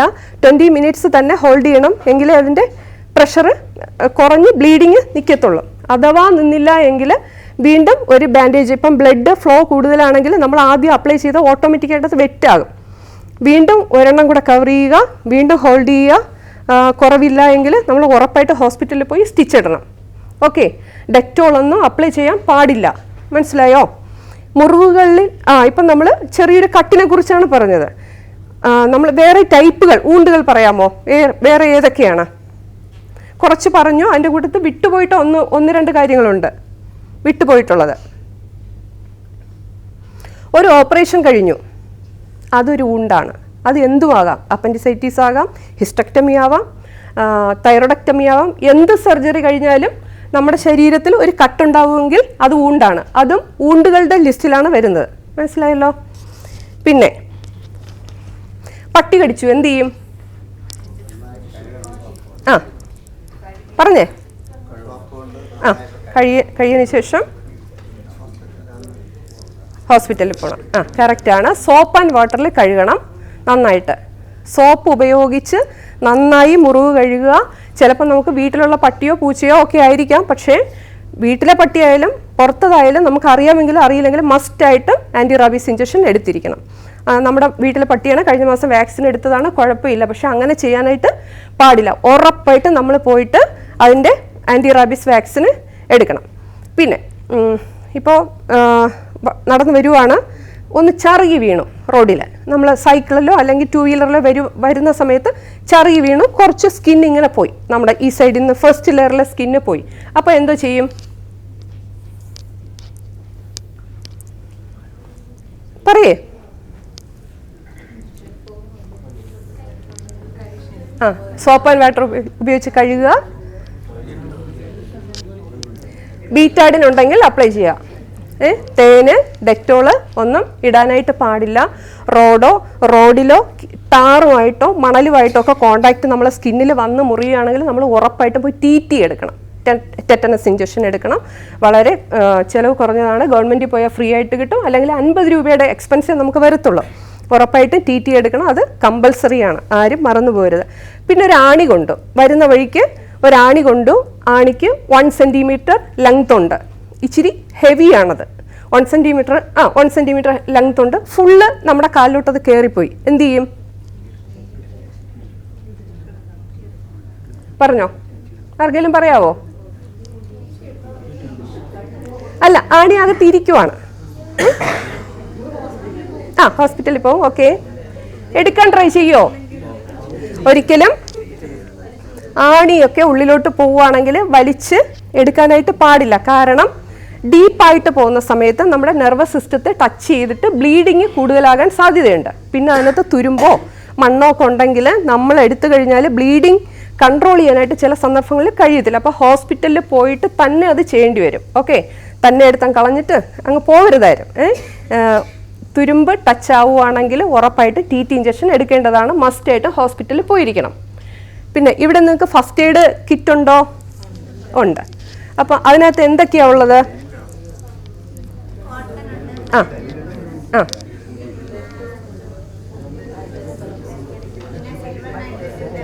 സിൽവർ എക്സ് ഓയിൻമെന്റ് ഉണ്ട്. ഉപയോഗിക്കാറുണ്ടോ ഈ സാധനങ്ങളൊക്കെ? ഈ കിറ്റിലുള്ള സാധനങ്ങളൊക്കെ ഉപയോഗിക്കാറുണ്ടോ?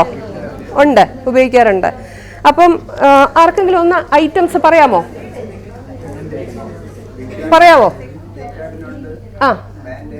ഓക്കെ ഓക്കെ, എല്ലാം ഉണ്ട്. കറക്റ്റാണ്. വേറെ എന്തെങ്കിലും ഉണ്ടാവോ?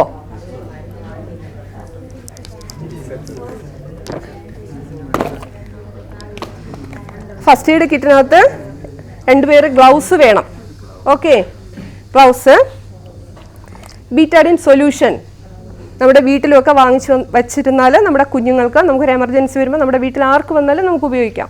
ഇതെല്ലാം എക്സ്പെൻസ് കുറഞ്ഞ സാധനങ്ങളാണ്. ഓക്കെ, സാനിറ്റൈസർ, നമ്മളൊരു ഊണ്ട് വന്നു ഓടിപ്പോയി, ചിലപ്പോൾ നമ്മൾ ഡേറ്റി ആയിരിക്കും, കൈ വാഷ് ചെയ്യാൻ പറ്റിയില്ലെങ്കിൽ നമുക്ക് സാനിറ്റൈസർ കൊണ്ട് പെട്ടെന്നൊന്ന് ക്ലീൻ ചെയ്തിട്ട് നമുക്ക് ഊണ്ട് കവർ ചെയ്യാൻ പറ്റും. ഓക്കെ,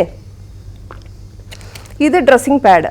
നമുക്ക് നേരത്തെ പറഞ്ഞു ഊണ്ട് കവർ ചെയ്യാനായിട്ട് നമുക്ക് തുണികൾ ഉപയോഗിക്കാം. പക്ഷെ അലക്കിയ തുണികളിലായാൽ പോലും അതിനകത്ത് സോപ്പും കാരവും ഉണ്ടാകാൻ ചാൻസ്, അതും കെമിക്കൽസാണ്. ഇങ്ങനെ കിട്ടുന്ന സാധനങ്ങൾ എന്ന് പറഞ്ഞാൽ സ്റ്റെറിലൈസ് ചെയ്തിട്ടുള്ള അണുവിമുക്തമാക്കിയ സാധനങ്ങളാണ് ഈ പാക്കറ്റിനകത്ത് വരുന്നത്. ഒരെണ്ണത്തിന് 20 രൂപയൊക്കെ ആവുള്ളൂ. നമ്മളെ വീട്ടിൽ ഒരെണ്ണം വാങ്ങിച്ച് വെച്ചേക്കുവാണെങ്കിൽ എമർജൻസി സന്ദർഭങ്ങളിൽ ഉപയോഗിക്കാം. പിന്നെ ഇവിടെ നിങ്ങൾക്ക് കിറ്റ് ഉണ്ടല്ലോ, അതിനകത്തുള്ളത് ഉപയോഗിക്കാം. ഓക്കെ, പിന്നെ ഒരു സിസേഴ്സ് ഉണ്ടാവും. ഇതെല്ലാം കട്ട് ചെയ്യാൻ വേണ്ടിയിട്ടാണ് സിസേഴ്സ് വയ്ക്കുന്നത്, അല്ലെങ്കിൽ ബ്ലൈഡ്. ഓക്കെ, പിന്നെ ഒരു ബാൻഡേജ്, നമ്മൾ നേരത്തെ ഡ്രസ്സിങ് പാഡ് വെച്ചിട്ട് അത് കവർ ചെയ്യാൻ വേണ്ടിയിട്ട് ഉപയോഗിക്കുന്ന, നമുക്ക് ഇത് അൺസ്റ്റെറൈലാണ്, നമ്മൾ കട്ട് ചെയ്ത് മടക്കി വെച്ചേക്കുന്ന സാധനം. ഇതുപോലെ ഒരെണ്ണം വെച്ചിരുന്നാൽ വലിയ ഊണ്ടൊക്കെ ആണെങ്കിൽ പുറത്ത് കവർ ചെയ്യാനായിട്ട് ഉപയോഗിക്കാം. ഓക്കെ, നോർമൽ സലൈൻ, ഇത് സ്റ്റെറൈലാണ്. ഇതിൻ്റെ വില വളരെ കോസ്റ്റ് കുറഞ്ഞതാണ്. 10-16 രൂപ ഇതിന് വിലയുള്ളൂ. നമ്മുടെ ഇതിനകത്ത് ഒരെണ്ണം വെച്ചിരുന്നാൽ മണ്ണിലൊക്കെ വീഴുന്ന സമയത്ത് ഇത് കട്ട് ചെയ്ത് നമുക്ക് വെള്ളത്തിന് പകരം ഇത് ക്ലീൻ ചെയ്യാനായിട്ട് ഉപയോഗിക്കാം. ഓക്കെ, ക്ലീൻ ചെയ്യുക. അത് കഴിഞ്ഞിട്ട് ബീറ്റാഡിൻ വെച്ചിട്ട് വുണ്ട് കവർ ചെയ്താൽ മതിയാവും. ബീറ്റാഡിൻ ഓയിൻമെൻറ്റ് നേരത്തെ കാണിച്ച സൊല്യൂഷനാണ്. ഇതെന്ന് പറയുന്നത് സ്പിരിറ്റാണ്. ഇത് മെഡിക്കേറ്റഡ് സ്പിരിറ്റാണ്, മറ്റേ സ്പിരിറ്റ് അല്ല. ഓക്കെ, ഇതിൽ വെള്ളം ചേർത്ത് കുടിക്കാൻ പറ്റില്ല. ഇത് വൂണ്ട് ക്ലീൻ ചെയ്യാനായിട്ട് ഉപയോഗിക്കുന്ന സ്പിരിറ്റാണ്. പിന്നെ ഇത് ബാൻഡേജ്, നേരത്തെ കാണിച്ചതുപോലെ ഇതിൻ്റെ വേറൊരു ടൈപ്പ്. ഇത് നമ്മൾ വൂണ്ട് കവർ ചെയ്യാൻ വേണ്ടിയിട്ട് ഉപയോഗിക്കുന്നത്. പിന്നെ ഗോസ് പീസ്, നേരത്തെ ഡ്രസ്സിങ് പാഡാണ് കാണിച്ചത്, ഇപ്പോൾ ഗോസ് പീസാണ്. നമ്മുടെ വൂണ്ട് ക്ലീൻ ചെയ്യാം, വേണമെങ്കിൽ ഒരു പീസ് വെച്ചിട്ട് നമുക്ക് കവർ ചെയ്യാനും ഉപയോഗിക്കാം. പിന്നെ കോട്ടൺ, വൂണ്ട് ക്ലീൻ ചെയ്യാൻ വേണ്ടിയിട്ട് ഉപയോഗിക്കുന്ന കോട്ടൺ. ഇത് സ്റ്റെറൈലാണ്, അണുവിമുക്തമാക്കിയ കോട്ടൺ ആണ്. ഓക്കെ, ഇത്രയും പറഞ്ഞതിൽ നിന്ന് എന്തെങ്കിലും ഡൗട്ട് ഉണ്ടോ? ഡൗട്ട് ഉണ്ടെങ്കിൽ ചോദിക്കാം. ഇല്ല, ആരും ഉറങ്ങിയില്ലല്ലോ, മനസ്സിലായോ? ഓക്കെ, സിമ്പിൾ അല്ലായിരുന്നോ? സംശയം ഉണ്ടെങ്കിൽ ചോദിച്ചാൽ പറഞ്ഞുതരാം. പറയൂ. കാല് മുറിഞ്ഞാൽ ഒരു ചെയറിലിരിക്കുക. ചെയറിലിരുന്നതിന് ശേഷം നമുക്ക് ഹാർട്ട് ലെവലിന്റെ കുട്ടിയുടെ കാല് മുറിഞ്ഞാണ് അത് ആരും അവിടെ ഇല്ലാത്തതുകൊണ്ട് കുട്ടിയുടെ കാലിൽ നിന്ന് കൂടുതൽ ബ്ലീഡിങ് വന്നിട്ട് കൊച്ചിന്റെ അമ്മ മേടിച്ചു. കൊച്ചിന്റെ അമ്മ കാല് മുഴുവൻ മുറിഞ്ഞു. ഹോസ്പിറ്റലിൽ പോകണമെന്ന് പറഞ്ഞ് ബഹളായി.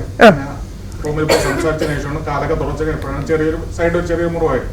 അതിന്റെ ബ്ലീഡിങ് കൊണ്ടാണ് കാല് മുഴുവൻ മുറിഞ്ഞത്. ബ്ലഡ് ആയിട്ടാണ്. മനസ്സിലായി. സ്വിമ്മിംഗ് പൂളിൽ ആളെ ഇവിടെ വിളിച്ചില്ല. സ്വിമ്മിംഗ് പൂളിൽ ആളാണ് ഒറ്റയ്ക്ക് അവിടെ ജോലി ചെയ്യുന്നത്. അത്തരം അപകട സിറ്റുവേഷനിൽ സ്വിമ്മിംഗ് പൂളിൽ ആൾ ഇവിടെ വന്നിട്ടില്ല. അപ്പൊ ചെയ്യേണ്ടത് നമുക്ക് ഹാർട്ട് ലെവലിൽ ഒരിക്കലും നമ്മൾ കൈ പറ്റില്ല.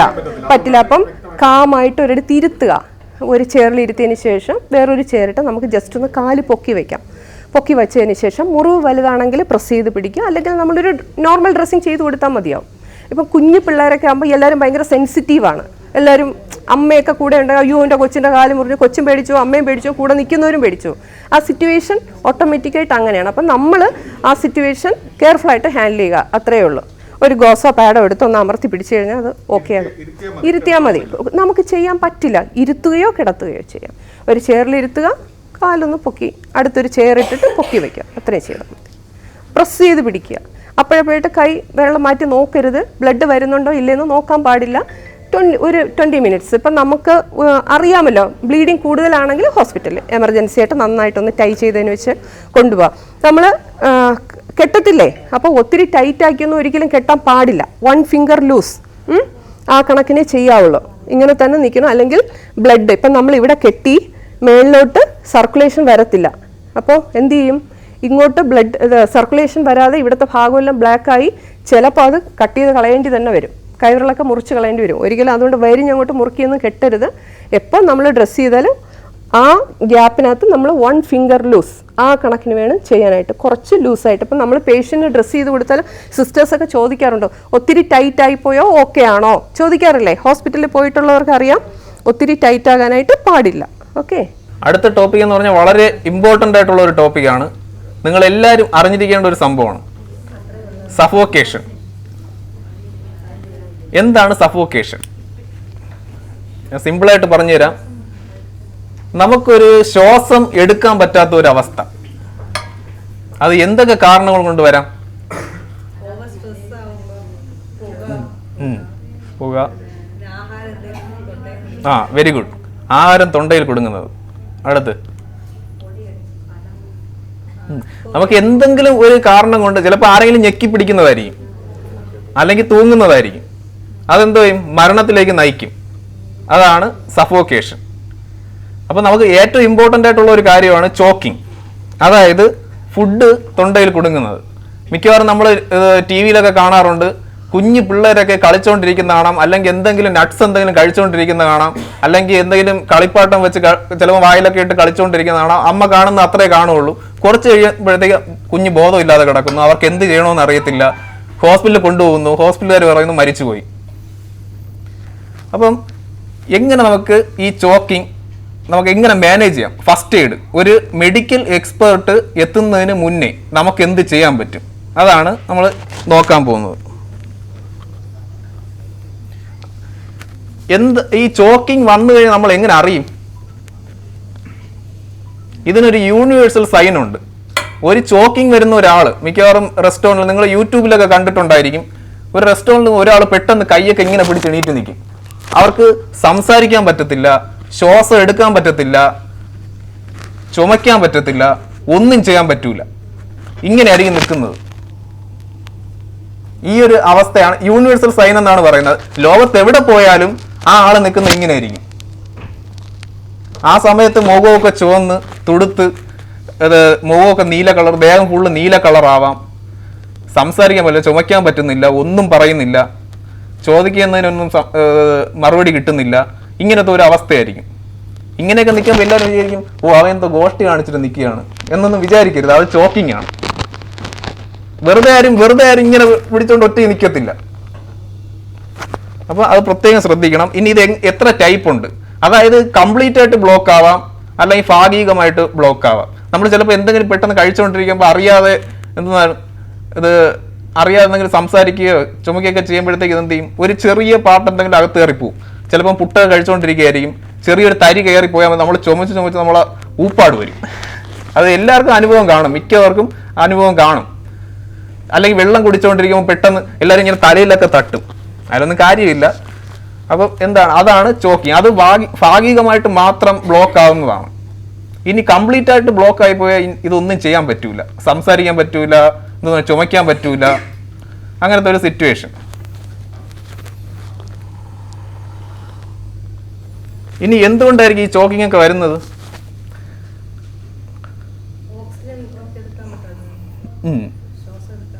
അല്ല, ഇതെന്ത് ശ്വാസം എടുക്കാൻ പറ്റൂല, പക്ഷെ എടുക്കാൻ പറ്റാതെ നമ്മൾ എന്തെങ്കിലും കാരണങ്ങൾ വേണമല്ലോ. അതായത് നമ്മൾ അറിഞ്ഞിരിക്കേണ്ട ഒരു കാര്യം, നമ്മൾ ശ്വാസകോശത്തിലോട്ട് പോകുന്ന ഒരു ട്യൂബ്, അത് വയറിലേക്ക് പോകുന്ന അന്നനാളം എന്ന് പറയുന്ന വേറെ ട്യൂബ്, 2 ട്യൂബുണ്ട്. രണ്ടും അടുത്തടുത്താണ് ഇരിക്കുന്നത്. ഇതിന് ഒരേ ഒരു അടപ്പേ ഉള്ളൂ, ഇതിന് രണ്ടിനും കൂടെ ചേർത്ത്. അതിന്റെ പേരാണ് എപ്പിഗ്ലോട്ടിസ്. അതായത് നമ്മൾ ശ്വാസം എടുക്കുമ്പം എന്ത് ചെയ്യും, അന്നനാളം അടയും. അപ്പൊ അത് എയറൊന്നും അങ്ങനെ അകത്തോട്ട് കയറി പോകത്തില്ല. അടുത്ത് ഫുഡ് കഴിക്കുമ്പോൾ എന്ത് ചെയ്യും, ശ്വാസകോശം അടയും, ഫുഡ് അന്നനാളത്തിലോട്ട് പോകും. ഇത് നമ്മുടെ ബ്രെയിനിൽ തലച്ചോറിലൊക്കെ സെറ്റ് ചെയ്ത് വെച്ചിരിക്കുന്ന സംഭവമാണ്, ഇങ്ങനെ ആയിരിക്കണം എന്നുള്ളത്. ഇതിൽ എന്തെങ്കിലും ഒരു തകരാറ് വരുമ്പോഴാണ് മിക്കവാറും, അല്ലെങ്കിൽ നമ്മളെ ഒരു ശ്രദ്ധയില്ലായ്മ, ഇതൊക്കെ കാരണമാണ് ചോക്കിംഗ് വരുന്നത് തന്നെ. അതായത് ഇതിന്റെ എന്താണ് കാരണങ്ങളെന്നൊക്കെ പറഞ്ഞാൽ, നമ്മൾ പെട്ടെന്ന് ഡ്യൂട്ടിക്ക് പോകാനൊക്കെ ടൈമായിപ്പോയി, വാരി വലിച്ചങ്ങ് കഴിക്കും.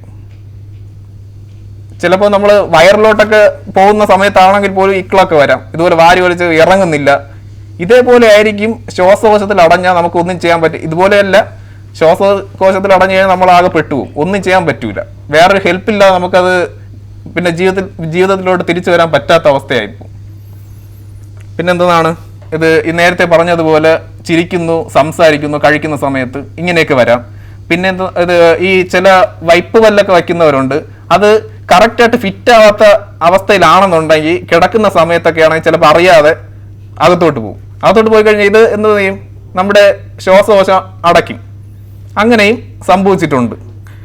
പിന്നെ കുട്ടികളെ കാര്യം പറഞ്ഞതുപോലെ എന്തെങ്കിലും കളിപ്പാട്ടമൊക്കെ വെച്ച് കളിച്ച് അത് വിഴുങ്ങുന്ന ഒരവസ്ഥ, വിഴുങ്ങുമ്പോൾ അതെന്ത് ചെയ്യും, വയറിലോട്ട് പോകില്ല, പകരം ശ്വാസകോശത്തിൽ അടയും. ഇതാണ് മെയിനായിട്ട് മനസ്സിലാക്കിയിരിക്കുക എന്നുള്ള കാര്യം. ഇനി ഇതെങ്ങനെ മാനേജ് ചെയ്യും, അതാണ് വളരെ വളരെ ഇമ്പോർട്ടൻറ്റ്. നിങ്ങൾ പ്രത്യേകിച്ച് മനസ്സിലാക്കേണ്ട ഒരു സംഭവം എങ്ങനെ മാനേജ് ചെയ്യും. അത് ഞാൻ ഇപ്പോൾ ഒരു ഡെമോൺസ്ട്രേഷൻ ഇവിടെ കാണിച്ചു തരാം. അതിന് എനിക്കൊരു ഹെൽപ്പ് വേണം. കൈയെടുക്കും. അപ്പൊ ഞാൻ നേരത്തെ പറഞ്ഞില്ല, പേരെന്താണ്, നിതിൻലാൽ. അപ്പൊ നേരത്തെ പറഞ്ഞതുപോലെ യൂണിവേഴ്സൽ സൈൻ എങ്ങനെയാണ്, അതായത് എങ്ങനെയായിരിക്കും ചോക്കിംഗ് വന്ന ഒരാൾ നിൽക്കുന്നത്, ഇങ്ങനെ നിൽക്കും. ഓക്കെ, ഇങ്ങനെ നിൽക്കുവാണ്, നമ്മളിങ്ങനെ ഒരു സിറ്റുവേഷൻ കാണുവാണ്, പെട്ടെന്ന് നമ്മൾ ഓടി വരുന്നു, അയ്യോ എന്ത് പറ്റിയത്, നമുക്ക് പെട്ടെന്ന് ഐഡിയ പോകണം ഇത് ചോക്കിംഗ് ആണ്. പക്ഷേ ഇത് ആദ്യം നമുക്കൊന്ന് ട്രൈ ചെയ്യാം. പുള്ളിയുടെ അടുത്ത് പറയാം, ഒന്ന് ചുമച്ച് നോക്കാൻ പറ്റുമോ. പുള്ളി ചിലപ്പോൾ ആക്ഷനെ കാണിക്കുള്ളൂ, പറ്റൂല എന്നുള്ള കാര്യം, സംസാരിക്കാൻ പറ്റുന്നില്ല, ചുമയ്ക്കാൻ പറ്റുന്നില്ല. എന്നാലും നമ്മളൊന്ന് നോക്കും, പെട്ടെന്ന് മൗത്തിൽ നോക്കും, എന്തെങ്കിലും ഈ ചിക്കനൊക്കെ കഴിച്ചുകൊണ്ടിരിക്കുക എല്ലാം കുടുങ്ങിയതാണോ എങ്കിൽ നമുക്ക് പെട്ടെന്ന് വായിൽ ഇതിട്ട് എടുക്കാം. അങ്ങനെ എടുത്തു കഴിഞ്ഞാൽ ചിലപ്പോൾ നോർമലാവും. ഇങ്ങനെ നോക്കാം. പിന്നെ അവിടെ പോയി ഒന്ന് പേരെവിടെ, എന്താണ്, നാടെവിടെയാണ്, അങ്ങനെ ഒന്നും ചോദിക്കരുത്. നമ്മൾ പെട്ടെന്ന് മനസ്സിലാക്കണം പുള്ളിക്ക് സംസാരിക്കാൻ പറ്റൂല എന്ന് തന്നെയാണ് നമ്മളെ മനസ്സിൽ. അപ്പോൾ ഇങ്ങനെ നിൽക്കുവാണ്. അപ്പോൾ നമ്മൾ എന്ത് ചെയ്യും, നമ്മൾ പുറകിൽ നിൽക്കും. ആദ്യം പുറകിൽ നിന്ന് ഫ്രണ്ടിലോട്ട് അല്പം തള്ളിയിട്ട് ഇവിടെ തട്ടി നോക്കും. ഒരു 4-5 തവണ പെട്ടെന്നായിരിക്കണം, അത് സമയം കളയാനില്ല. ഒരു 3 മിനിറ്റ് ഒന്നും സർവൈവ് ചെയ്യൂല ആള്. അപ്പം തട്ടി നോക്കുന്നു, വായിലൊന്നും തിരിച്ച് വരുന്നില്ല, ഇങ്ങനെ തന്നെയാണ് അവസ്ഥ. പെട്ടെന്ന് നമ്മൾ എന്ത് ചെയ്യും, പുറകിൽ പോയിട്ട് കാലിങ്ങനെ വയ്ക്കും, ക്രോസ് ചെയ്ത് വയ്ക്കും. എന്തിനാണ് ഇങ്ങനെ ചെയ്യുന്നതെന്ന് അറിയാമോ? സപ്പോർട്ടാണ്. എന്ന് വെച്ചാൽ നമുക്ക് ഇപ്പം ഇങ്ങനെ ചെയ്തുകൊണ്ടിരിക്കുമ്പോൾ പുള്ളിയുടെ ബോധം പെട്ടെന്ന് പോകും. ഇങ്ങനെയൊക്കെ ചെയ്തു കഴിഞ്ഞാൽ നമ്മളെ കയ്യിൽ നിൽക്കൂല, നേരെ താഴെ വീണ് തലയൊക്കെ ഇടിക്കാനുള്ള സാധ്യതയുണ്ട്. അപ്പം നമ്മളെ കയ്യിൽ നിൽക്കണം. ബോധം പോയാലും നമ്മളെ കയ്യിൽ നിൽക്കാൻ വേണ്ടിയിട്ടാണ് ഈ സപ്പോർട്ട്. എന്നിട്ട് എന്ത്, ഈ കൈ അങ്ങ് മാറ്റും. കൈ മാറ്റിയിട്ട് നമ്മൾ പൊക്കിൾ എവിടെയാണോ അവിടെ നമ്മൾ ഇത് കണ്ടുപിടിക്കും. ഏകദേശം എല്ലാവർക്കും അറിയാം. ഇവിടെ ഒരു കൈ വെച്ചിട്ട് അതിൻ്റെ മേളിലായിട്ട് നമ്മൾ ഏത് കൈയാണ് നമ്മൾ കൂടുതൽ ഉപയോഗിക്കുന്നത്, അതായത് ചിലപ്പം ചില ആൾക്കാർ വലത് കൈയായിരിക്കും, ചില ആൾക്കാർ ഇടത് കൈയായിരിക്കും. അപ്പം വലത് ഏതാണോ ഉപയോഗിക്കുന്നത് അതിൻ്റെ മേളിലായിട്ട് ഇങ്ങനെ പിടിക്കുക. എന്നിട്ട് ഇതങ്ങ് പൊതിഞ്ഞ് പിടിക്കുക ഇപ്പുറത്തെ കൈ കൊണ്ട്. എന്നിട്ട് എന്ത് ചെയ്യണം, മേളിലോട്ട് തള്ളണം, നല്ല ശക്തിയായിട്ട് തള്ളണം. എന്ന് വെച്ചാൽ ഇവിടെ ഒരു മസിലുണ്ട്, ഇതിൻ്റെ പ്രഷർ കൊണ്ടിട്ട് ഈ ഇവിടെ ഇരിക്കുന്ന സാധനം തെറിച്ച് വെളിയിൽ പോകണം. നമ്മൾ യൂട്യൂബിലൊക്കെ നോക്കിയാൽ അറിയാം, പുറത്തുള്ള റെസ്റ്റോറൻറ്റിലെല്ലാം അവർക്ക് അറിയാം, ട്രെയിനിങ് അവർക്ക് കിട്ടിയിട്ടുണ്ട്, അവർ ചെയ്ത് രക്ഷപ്പെടുത്തിയിട്ടുണ്ട് ആൾക്കാരെ. അപ്പോൾ ഇതാണ് മെയിനായിട്ട് നമ്മൾ ശ്രദ്ധിക്കാനുള്ളത്. ഇത്രയും കഴിഞ്ഞാൽ ഇതിപ്പം 1 വയസ്സിന് ശേഷമുള്ള ആൾക്കാർക്ക് മാത്രമേ ഇത് പറ്റുള്ളൂ. ഇനി 1 വയസ്സിൽ താഴെയാണെങ്കിലോ അതെ, കമത്തി കിടത്തിയിട്ട് പുറകിൽ ഒരു 4-5 തവണ തട്ടണം. അതേപോലെ തിരിച്ച് ഈ കയ്യിൽ കിടത്തിയിട്ട് 2 വിരൽ വെച്ച് ഇവിടെ പ്രസ് ചെയ്യണം, ഇതുപോലെ 3-4 തവണ. എന്നിട്ട് അതേപോലെ വീണ്ടും തിരിയണം. ഇത് എത്ര നേരം വരെ ചെയ്യണം എന്നുള്ളതാണ്, ബുദ്ധിമുട്ട് മാറുന്നത് വരെ. അല്ലെങ്കിൽ തെറിച്ച് പോകുന്നവരെ ചെയ്യണം, അല്ലെങ്കിൽ മെഡിക്കൽ എക്സ്പേർട്ട് വരുന്നത് വരെ. ഇതിനിടയ്ക്ക് ഈ 3 മിനിറ്റ് എന്നൊക്കെ പറയുന്ന സമയമുള്ളൂ, അത്ര സമയം കൊണ്ടൊന്നും മെഡിക്കൽ എക്സ്പേർട്ട് വരണമെന്നില്ല. എങ്കിൽ എന്ത് ചെയ്യും, ഇത് തിരിച്ച് വെളിയിൽ പോയില്ല എന്നുണ്ടെങ്കിൽ ആളുടെ ബോധം പോവും. നമ്മൾ എന്ത് ചെയ്യും, തറയിൽ കിടത്തും, CPR തുടങ്ങണം.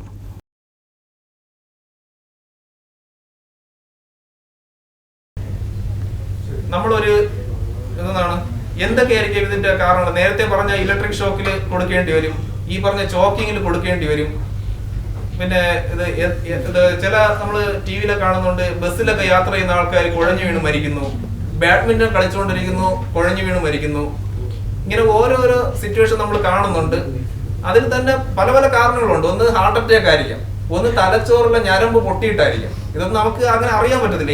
എന്ത് സംഭവിച്ചാലും മെഡിക്കൽ എമർജൻസിക്ക് ഉള്ളത് CPR ആണ്. ഇതേപോലുള്ള കണ്ടീഷനിലെല്ലാം ബോധമില്ലാതെ കിടക്കുന്നത് എല്ലാം ചിലപ്പോൾ നമുക്ക് ഇവിടത്തെ പൾസ് ഒന്നും പിടിച്ചു നോക്കിയാൽ ചിലപ്പോൾ കിട്ടണമെന്നില്ല, ഇവിടെ കാണും. അങ്ങനെയുള്ളവർക്കൊന്നും CPRന്റെ ആവശ്യമില്ല. നമ്മൾ ഹെൽപ്പ് വിളിച്ചു കഴിഞ്ഞാൽ അവർ വന്ന് ബാക്കി ചെയ്തോളും. നമ്മൾ എപ്പോഴാണ് ചെയ്യേണ്ടത്, ശ്വാസം ഇല്ല, ഹാർട്ട് ബീറ്റ്, പൾസ്, അത് സെൻട്രൽ പൾസ് കിട്ടുന്നില്ല, അപ്പോൾ മാത്രമേ നമുക്ക് CPR സ്റ്റാർട്ട് ചെയ്യാൻ പറ്റുള്ളൂ. ആദ്യം ഞാൻ പറഞ്ഞില്ലേ, ഒരാൾ ഇങ്ങനെ കിടക്കുകയാണ്, അല്ലെങ്കിൽ നമ്മൾ കാണുകയാണ് ഒരാൾ കുഴഞ്ഞു വീഴുന്നത്. നമ്മൾ എന്ത് ചെയ്യും, ആദ്യം ശ്വാസം ഉണ്ടോ നോക്കുന്നതിന് മുന്നേ ഒരു സ്റ്റെപ്പ് ഉണ്ട്. അതിന് മുന്നേ ഒരാളെ ഷൗട്ട് ചെയ്യണം, ആരെങ്കിലും ഓടി വരണേ, ഇവിടെ ഒരാൾ വീഴുന്നുണ്ട് എന്ന് വിളിച്ച് പറയണം, ഒരു ഹെൽപ്പ്. അവര് ചിലപ്പോൾ മെഡിക്കൽ എമർജൻസി ഉടനെ വിളിക്കും, 112 വിളിക്കും. ഇതേപോലെ ഒരാള് എമർജൻസി ആയിട്ട് വീഴുന്നുണ്ട്, ഇവിടെ ലൊക്കേഷനൊക്കെ പറഞ്ഞു കൊടുക്കും, അവർ വന്നോളും. അതൊക്കെ ഒരു സൈഡിൽ കൂടെ നടക്കും. അതാണ് നമ്മൾ ഹെൽപ്പ് വിളിക്കുന്നത്. ആരെങ്കിലും അറിയാന്നുള്ളവർ വരണം, അതാണ് നമ്മുടെ ഉദ്ദേശം. അത് കഴിഞ്ഞു കഴിഞ്ഞാൽ നമ്മൾ ആദ്യം പെട്ടെന്ന് തന്നെ ചെയ്യാനുള്ള എന്നതാണ് ആ സേഫ്റ്റി. ഇപ്പൊ ഒരു കത്തിക്കൊണ്ട് നിൽക്കുന്ന ഒരു ബിൽഡിങ്ങിൽ കയറി നമുക്ക് CPR കൊടുക്കാൻ പറ്റില്ല, അത് നമ്മളെ ജീവൻ തന്നെ ആപത്താണ്. അല്ലെങ്കിൽ ഒരാൾ വെള്ളത്തിൽ മുങ്ങി കിടക്കുന്നു, നമ്മൾ ഇത് CPR ഒക്കെ പഠിച്ചതല്ലേ, ചാടിക്കയറി കൊടുക്കാന്ന് പറഞ്ഞാൽ നീന്തലൊന്നും അറിഞ്ഞുണ്ടെങ്കിൽ എന്ത് ചെയ്യും, നമ്മൾ വിട്ടുപോകും. അപ്പൊ അങ്ങനത്തെ സിറ്റുവേഷൻ നോക്കി വേണം ചെയ്യാൻ. ആ സീൻ സേഫ് ആയിരിക്കണം. ഇപ്പൊ ഒരു സ്റ്റെപ്പിലാണ് കിടക്കുന്നത്, നമുക്ക് അവിടെ ഒരു CPR ഒന്നും കൊടുക്കാൻ പറ്റില്ല. അതേപോലെ ലിഫ്റ്റിലൊക്കെയാണ്, നമുക്ക് ആളുടെ സ്പേസ് കിട്ടിയൊന്നുമില്ല. അപ്പൊ എത്രയും പെട്ടെന്ന് എന്ത് ചെയ്യണം, ആളുടെ സേഫ് ആയിട്ടുള്ള സ്ഥലത്താക്കണം, നമ്മളെ സേഫ്റ്റി നോക്കണം. അതിനുശേഷം എന്ത് ചെയ്യും, വായിൽ എന്തെങ്കിലും കുടുങ്ങിയിട്ടുണ്ടോ നോക്കും, മൗത്തൊന്ന് വായ തുറന്നു നോക്കും. തുറന്നു നോക്കുമ്പോഴത്തേക്ക് ഒന്നും ഇല്ലാന്ന് ഉറപ്പ് വരുത്തുന്നു. അടുത്തൊന്ന് എന്ത് ചെയ്യും, ബ്രീത്തിങ് ഉണ്ടോ നോക്കും, ശ്വാസം ഉണ്ടോ നോക്കും, ചെസ്റ്റ് പൊങ്ങുന്നുണ്ടോ എന്ന് നമുക്കറിയാമല്ലോ. ശ്വാസം എടുക്കുന്ന ഒരാള് എപ്പോഴും കിടക്കുന്ന ഒരാളിനെ നമുക്ക് പെട്ടെന്ന് അറിയാൻ പറ്റും, പൊങ്ങുന്നതും താഴുന്നതും. അതില്ല. അടുത്ത് പൾസ് നോക്കുന്നു, ഇതാണ് കരോട്ടിക് പൾസ്. ഇവിടെ നോക്കാം. ഇവിടെ നോക്കിയാൽ ചിലപ്പോൾ എല്ലാവർക്കും അത് കിട്ടണമെന്നില്ല. ഇവിടെയാണ് നമുക്ക് എളുപ്പം കിട്ടും. ഇതാണ് സെൻട്രൽ പൾസ്. അവിടെ നോക്കിയാൽ നമുക്ക് പെട്ടെന്ന് ഐഡന്റിഫൈ ചെയ്യാൻ പറ്റും പൾസ് ഉണ്ടോ ഇല്ലയോ എന്ന്. പൾസും ഇല്ല. എന്ത് ചെയ്യും? ഇതിനെല്ലാത്തിനും കൂടെ എത്ര സമയം എടുക്കാം? കൂടി വന്ന ഒരു 30 സെക്കൻഡ് ഒക്കെ എടുക്കാവും. അല്ലെങ്കിൽ എന്ത് ചെയ്യും? ആളങ്ങ് പോയി പോകും. അത് കഴിഞ്ഞ ഉടനെ നമ്മൾ ചെസ്റ്റില് എവിടെയാണ് അത് ഞാൻ ആരെങ്കിലും വിളിച്ച് കാണിച്ചു തരാം. അതായത് ഈ ഭാഗത്തിൽ ഇവിടെ ഒരു യെല്ലോ ബോണുണ്ട്, അതിന്റെ താഴെയായിട്ട് സിഫോയിഡ് പ്രോസസ് സ്റ്റേണോ എന്ന് പറയും. അത് അറിഞ്ഞിരിക്കേണ്ട, ഇതിന്റെ താഴെയായിട്ട് വരും. ഈ ഭാഗത്ത് നമ്മൾ ആ കൈ വയ്ക്കുക, നമ്മൾ ഉപയോഗിക്കുന്ന കൈ, നേരത്തെ പറഞ്ഞതുപോലെ ഉപയോഗിക്കുന്ന കൈ വയ്ക്കുക. അതിനുശേഷം എന്ത് ചെയ്യും? ഇങ്ങനെ ക്രോസ് ചെയ്ത് ഇപ്പുറത്തെ കൈ വയ്ക്കുക. ഈ ഭാഗത്തായിരിക്കും മാക്സിമം വരേണ്ടത്. ഈ ഹാർട്ട് ഇവിടെ ഇരിക്കുന്നത് ഈ സൈഡിലൊന്നും പോകാൻ പാടില്ല, ഏതാണ്ട് ഈ സൈഡിലാണ് ഇരിക്കുന്നത്. അപ്പോൾ അതാണ് അവിടെ വയ്ക്കുന്നത് കൈ. എന്നിട്ട് എന്ത് ചെയ്യും? ഇവിടുത്തെ കൈമുട്ടൊന്നും മടങ്ങാൻ പാടില്ല. ഇങ്ങനെ നമ്മൾ ആ ഫ്രണ്ടിലോട്ട് ആഞ്ഞു നിന്ന് പ്രസ് ചെയ്യണം, താഴോട്ടാകണം. ഇങ്ങനെ ഒരു ഇതായിരിക്കും കിട്ടുന്നത്. അതാണ് ഹാൻഡ് പൊസിഷൻ വയ്ക്കുന്ന ഇമ്പോർട്ടന്റ് ആണ്. എൽബോ മടങ്ങി പോകാൻ പാടില്ല. അതേപോലെ 2 ഇഞ്ച് താഴണം. ഇപ്പൊ ഞാൻ പ്രസ് ചെയ്തില്ലേ, അത് 2 ഇഞ്ച് ഇവിടെ താഴണം. 2 ഇഞ്ച് എന്ന് പറയുമ്പോൾ 5 സെന്റിമീറ്റർ താഴണം. ഏതാണ്ട് ഇത്രയൊക്കെ വരുമായിരിക്കും. 5 സെന്റിമീറ്റർ താഴണം, എന്നാലേ അതിന് എഫക്റ്റ് ഉള്ളൂ. ഹാർട്ട് ബീറ്റ് ചെയ്യുന്നില്ല. ഹാർട്ട് ബീറ്റ് ചെയ്താലേ നമുക്ക് എല്ലായിടത്തും രക്തോട്ടം കിട്ടുള്ളൂ, അല്ലെങ്കിൽ ബ്രെയിൻ ഡെഡ് ഒക്കെ ആയിപ്പോ.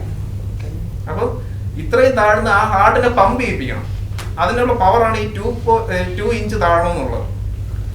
അതിനുശേഷം എത്ര 1 മിനിറ്റിൽ എത്ര കംപ്രഷൻ കൊടുക്കണം? 100 മുതൽ 120 കംപ്രഷൻ വരെ കൊടുക്കണം ഈ രീതിയിൽ. ഇതിന്റെ ഇടയ്ക്ക് ഒരു കാര്യം കൂടെ ശ്രദ്ധിക്കണം. അഡൽറ്റിനാണെന്നുണ്ടെങ്കിൽ എത്ര 30:2 ആണ്. അതായത് എയർവേ, അതായത് ഊതിയും കൂടെ കൊടുക്കണം, ശ്വാസം. മനസ്സിലായല്ലോ? കൊച്ചു പിള്ളേർക്കാണെങ്കിൽ എത്ര 15 കംപ്രഷന് 2 വെന്റിലേഷൻ, അതായത് മൗത്തിൽ കൊടുക്കണം. അതെങ്ങനെയെന്നും കൂടെ ഞാൻ പറഞ്ഞുതരാം. അപ്പൊ എനിക്കൊരു ഹെൽപ്പ് കൂടെ വേണം. ഒരാള് ഇവിടെ വന്നൊന്നും കിടക്കണം. അപ്പോൾ നമ്മൾ നോക്കുകയാണ്, ഇതേപോലെ ഒരാൾ കിടക്കുകയാണ്, നമ്മൾ ഉടനെ ഷൗട്ട് ചെയ്യുന്നു, ആരെങ്കിലും ഓടി വരണേ. ഒരാൾ ഇങ്ങനെ ഇതേപോലെ അബോധാവസ്ഥയിൽ കിടക്കുവാണെന്ന് പറയുന്നു. അതിനുശേഷം നമ്മൾ സീൻ നോക്കുന്നു. അത് നമുക്ക് വലിയ കുഴപ്പമില്ല, ഇതേപോലെ തീയൊന്നും പിടിക്കാത്ത സ്ഥലമാണ്, വെള്ളമൊന്നും ഇല്ല, നമുക്ക് നമ്മുടെ കാര്യം സേഫാണ്. ആ ഒരു സേഫ് നോക്കുക. പേഷ്യന്റ് കിടക്കുന്നത് ഒരു കംഫർട്ടബിൾ സ്ഥലത്താണെന്ന് നോക്കുക. അങ്ങനെ ഒരു സിറ്റുവേഷനാണ്. അടുത്ത് നമ്മൾ എന്ത് ചെയ്യും? അടുത്ത് നേരത്തെ പറഞ്ഞ സ്റ്റെപ്പ്, പൾസിന് മുന്നേ ഇത് ശ്വാസം എടുക്കുമ്പോ നോക്കണം. അത് എങ്ങനെ നോക്കണം? ഇങ്ങനെ നോക്കണം. ചെസ്റ്റ് പൊങ്ങുന്നു താഴ്ന്നും ഇല്ല. അടുത്തത് എന്ത് ചെയ്യും? പൾസ് നോക്കും. കരോട്ട് പൾസ് നോക്കും. പൾസ് ഇല്ല. അപ്പൊ എന്ത് ചെയ്യും? നമ്മൾ കംപ്രഷൻ സ്റ്റാർട്ട് ചെയ്യും ഉടനെ. അതായത് ഞാൻ നേരത്തെ പറഞ്ഞതുപോലെ ഈ ഭാഗത്തായിട്ട് വരും. നമ്മളത് ജസ്റ്റ് അറിഞ്ഞിരുന്നാൽ മതി. ഈ ഭാഗത്തായിട്ട് വരും. അങ്ങോട്ട് മുന്നോട്ട്. ഇതിപ്പോ ഹൈറ്റ് ഇല്ലാത്തത് കൊണ്ടാണ്. എന്നിരുന്നാലും മിക്കവാറും ആൾക്കാരൊക്കെ തറയിലായിരിക്കും കിടക്കുന്നത്. അങ്ങനെ ഒരു സിറ്റുവേഷൻ ഫ്രണ്ടിലോട്ട് ആഞ്ഞിരിക്കണം. കൈ മടങ്ങാൻ പാടില്ല. നല്ല രീതിയിൽ താഴ്ത്തണം. ചിലപ്പം സൗണ്ട് കേൾക്കും, എല്ലൊക്കെ പൊട്ടുന്ന സൗണ്ട് കേൾക്കും. അതെന്ന് പറഞ്ഞ് പേടിക്കരുത്. ചിലപ്പോൾ പൊട്ടാം. അതിപ്പോ ആര് കൊടുത്താലും പൊട്ടും. കാരണം അത് പൊട്ടിയാലാണ് ഇഫക്റ്റീവ് ആണെന്ന് അറിയുന്നത്. കാരണം ഇത്രയും 5 സെന്റിമീറ്റർ താഴ്ന്നെന്ന് പറഞ്ഞു കഴിഞ്ഞാൽ വളരെ ഒരു എന്താണ്, അത്രയും ആഘാതമാണ്. എന്നാൽ അത്രയും കൊടുക്കണം, അത്രയും പ്രഷർ കൊടുക്കണം. അല്ലെങ്കിൽ പിന്നെ അത്രയും എഫക്റ്റീവ് അല്ല. ഇല്ലല്ല, അത് ശരിയെ താനെ ശരിയായിക്കോളും. ഇതിനൊക്കെ നമുക്ക് അതല്ല മെയിൻ. ഇന്റേണൽ ഇഞ്ചുറി എന്ന് പറഞ്ഞാൽ കൂടിപ്പോയ ഈ ഇത് പൊട്ടി ചിലപ്പോൾ ഇവിടെ കയറും. അതൊക്കെ നമുക്ക് പിന്നീട് തന്നെ ട്രീറ്റ് ചെയ്യാം. നമുക്ക് ലൈഫാണ് പ്രധാനം. അതിനുശേഷം വെന്റിലേറ്ററിലൊക്കെ ആക്കിയിട്ട് നമുക്ക് അതിനുള്ള മാനേജ്മെന്റ് ചെയ്യും. മെയിനായിട്ടെന്ന് പറഞ്ഞാൽ ആളിനെ രക്ഷപ്പെടുത്തുക. അപ്പൊ ഇതേപോലെ നിൽക്കുന്നു, അത് കൈ ഇങ്ങനെ ക്രോസ് ചെയ്ത് പിടിക്കുന്നു, അത് കൈ മടങ്ങാതെ ഫ്രണ്ടിലോട്ട് ആഞ്ഞു നിന്ന് താഴ്ത്തുന്നു. ഇങ്ങനെ ചെയ്യും. 1 2 3 4 ഇങ്ങനെ വിളിച്ചുകൊണ്ട് വേണം ചെയ്യാൻ. ഇങ്ങനെ ചെയ്യുമ്പോൾ 30 നമുക്കറിയാം. 30 എന്ത് ചെയ്യും? നമുക്ക് ഇത് ശ്വാസം കൊടുക്കണം. അതെങ്ങനെ? ഇതിന് മുന്നേ ഒരു കാര്യം കൂടെ ചെയ്യണം. നമ്മൾ ഈ മൗത്തൊക്കെ നോക്കുന്ന ഒരു സമയമുണ്ട്. ആ സമയത്ത് തല അല്പം താഴ്ത്തി വെച്ച് ഈ ചിഹ്നം അല്പം പൊക്കണം. അല്ല, ഇങ്ങനെ ചെയ്തില്ല എന്നുണ്ടെങ്കിൽ എന്ത് ചെയ്യും? ഈ നാക്കൊക്കെ ചിലപ്പോൾ അകത്തോട്ട് ഇറങ്ങി ഈ എയർ കിട്ടാത്ത ഒരു അവസ്ഥയിൽ പോകും. അപ്പൊ എന്ത് ചെയ്യും? അതൊക്കെ തുറന്നു നോക്കുക. അങ്ങനെ എന്തെങ്കിലും ഉണ്ടെങ്കിൽ ആ നാക്ക് പിടിച്ച് മേളിലോട്ട് വയ്ക്കണം. അതിന് വേണ്ടിയിട്ടാണ്. അപ്പം ഇത് 30 കംപ്രഷൻ കൊടുത്തു കഴിഞ്ഞിട്ട് 2 വെന്റിലേഷൻ കൊടുക്കണം. അപ്പൊ ചേട്ടന്മാരൊക്കെ ചോദിക്കുന്നു, പെമ്പിള്ളേരാണ് എന്ത് ചെയ്യും? മെഡിക്കൽ എമർജൻസിക്ക് അങ്ങനെയൊന്നും ഇല്ല. എല്ലാവർക്കും കൊടുത്തേ പറ്റുള്ളൂ. അങ്ങനെ അല്ലെന്നുണ്ടെങ്കിൽ എന്തെങ്കിലും തുണി എന്തെങ്കിലും വെച്ചിട്ട് കൊടുക്കാം, കുഴപ്പമില്ല.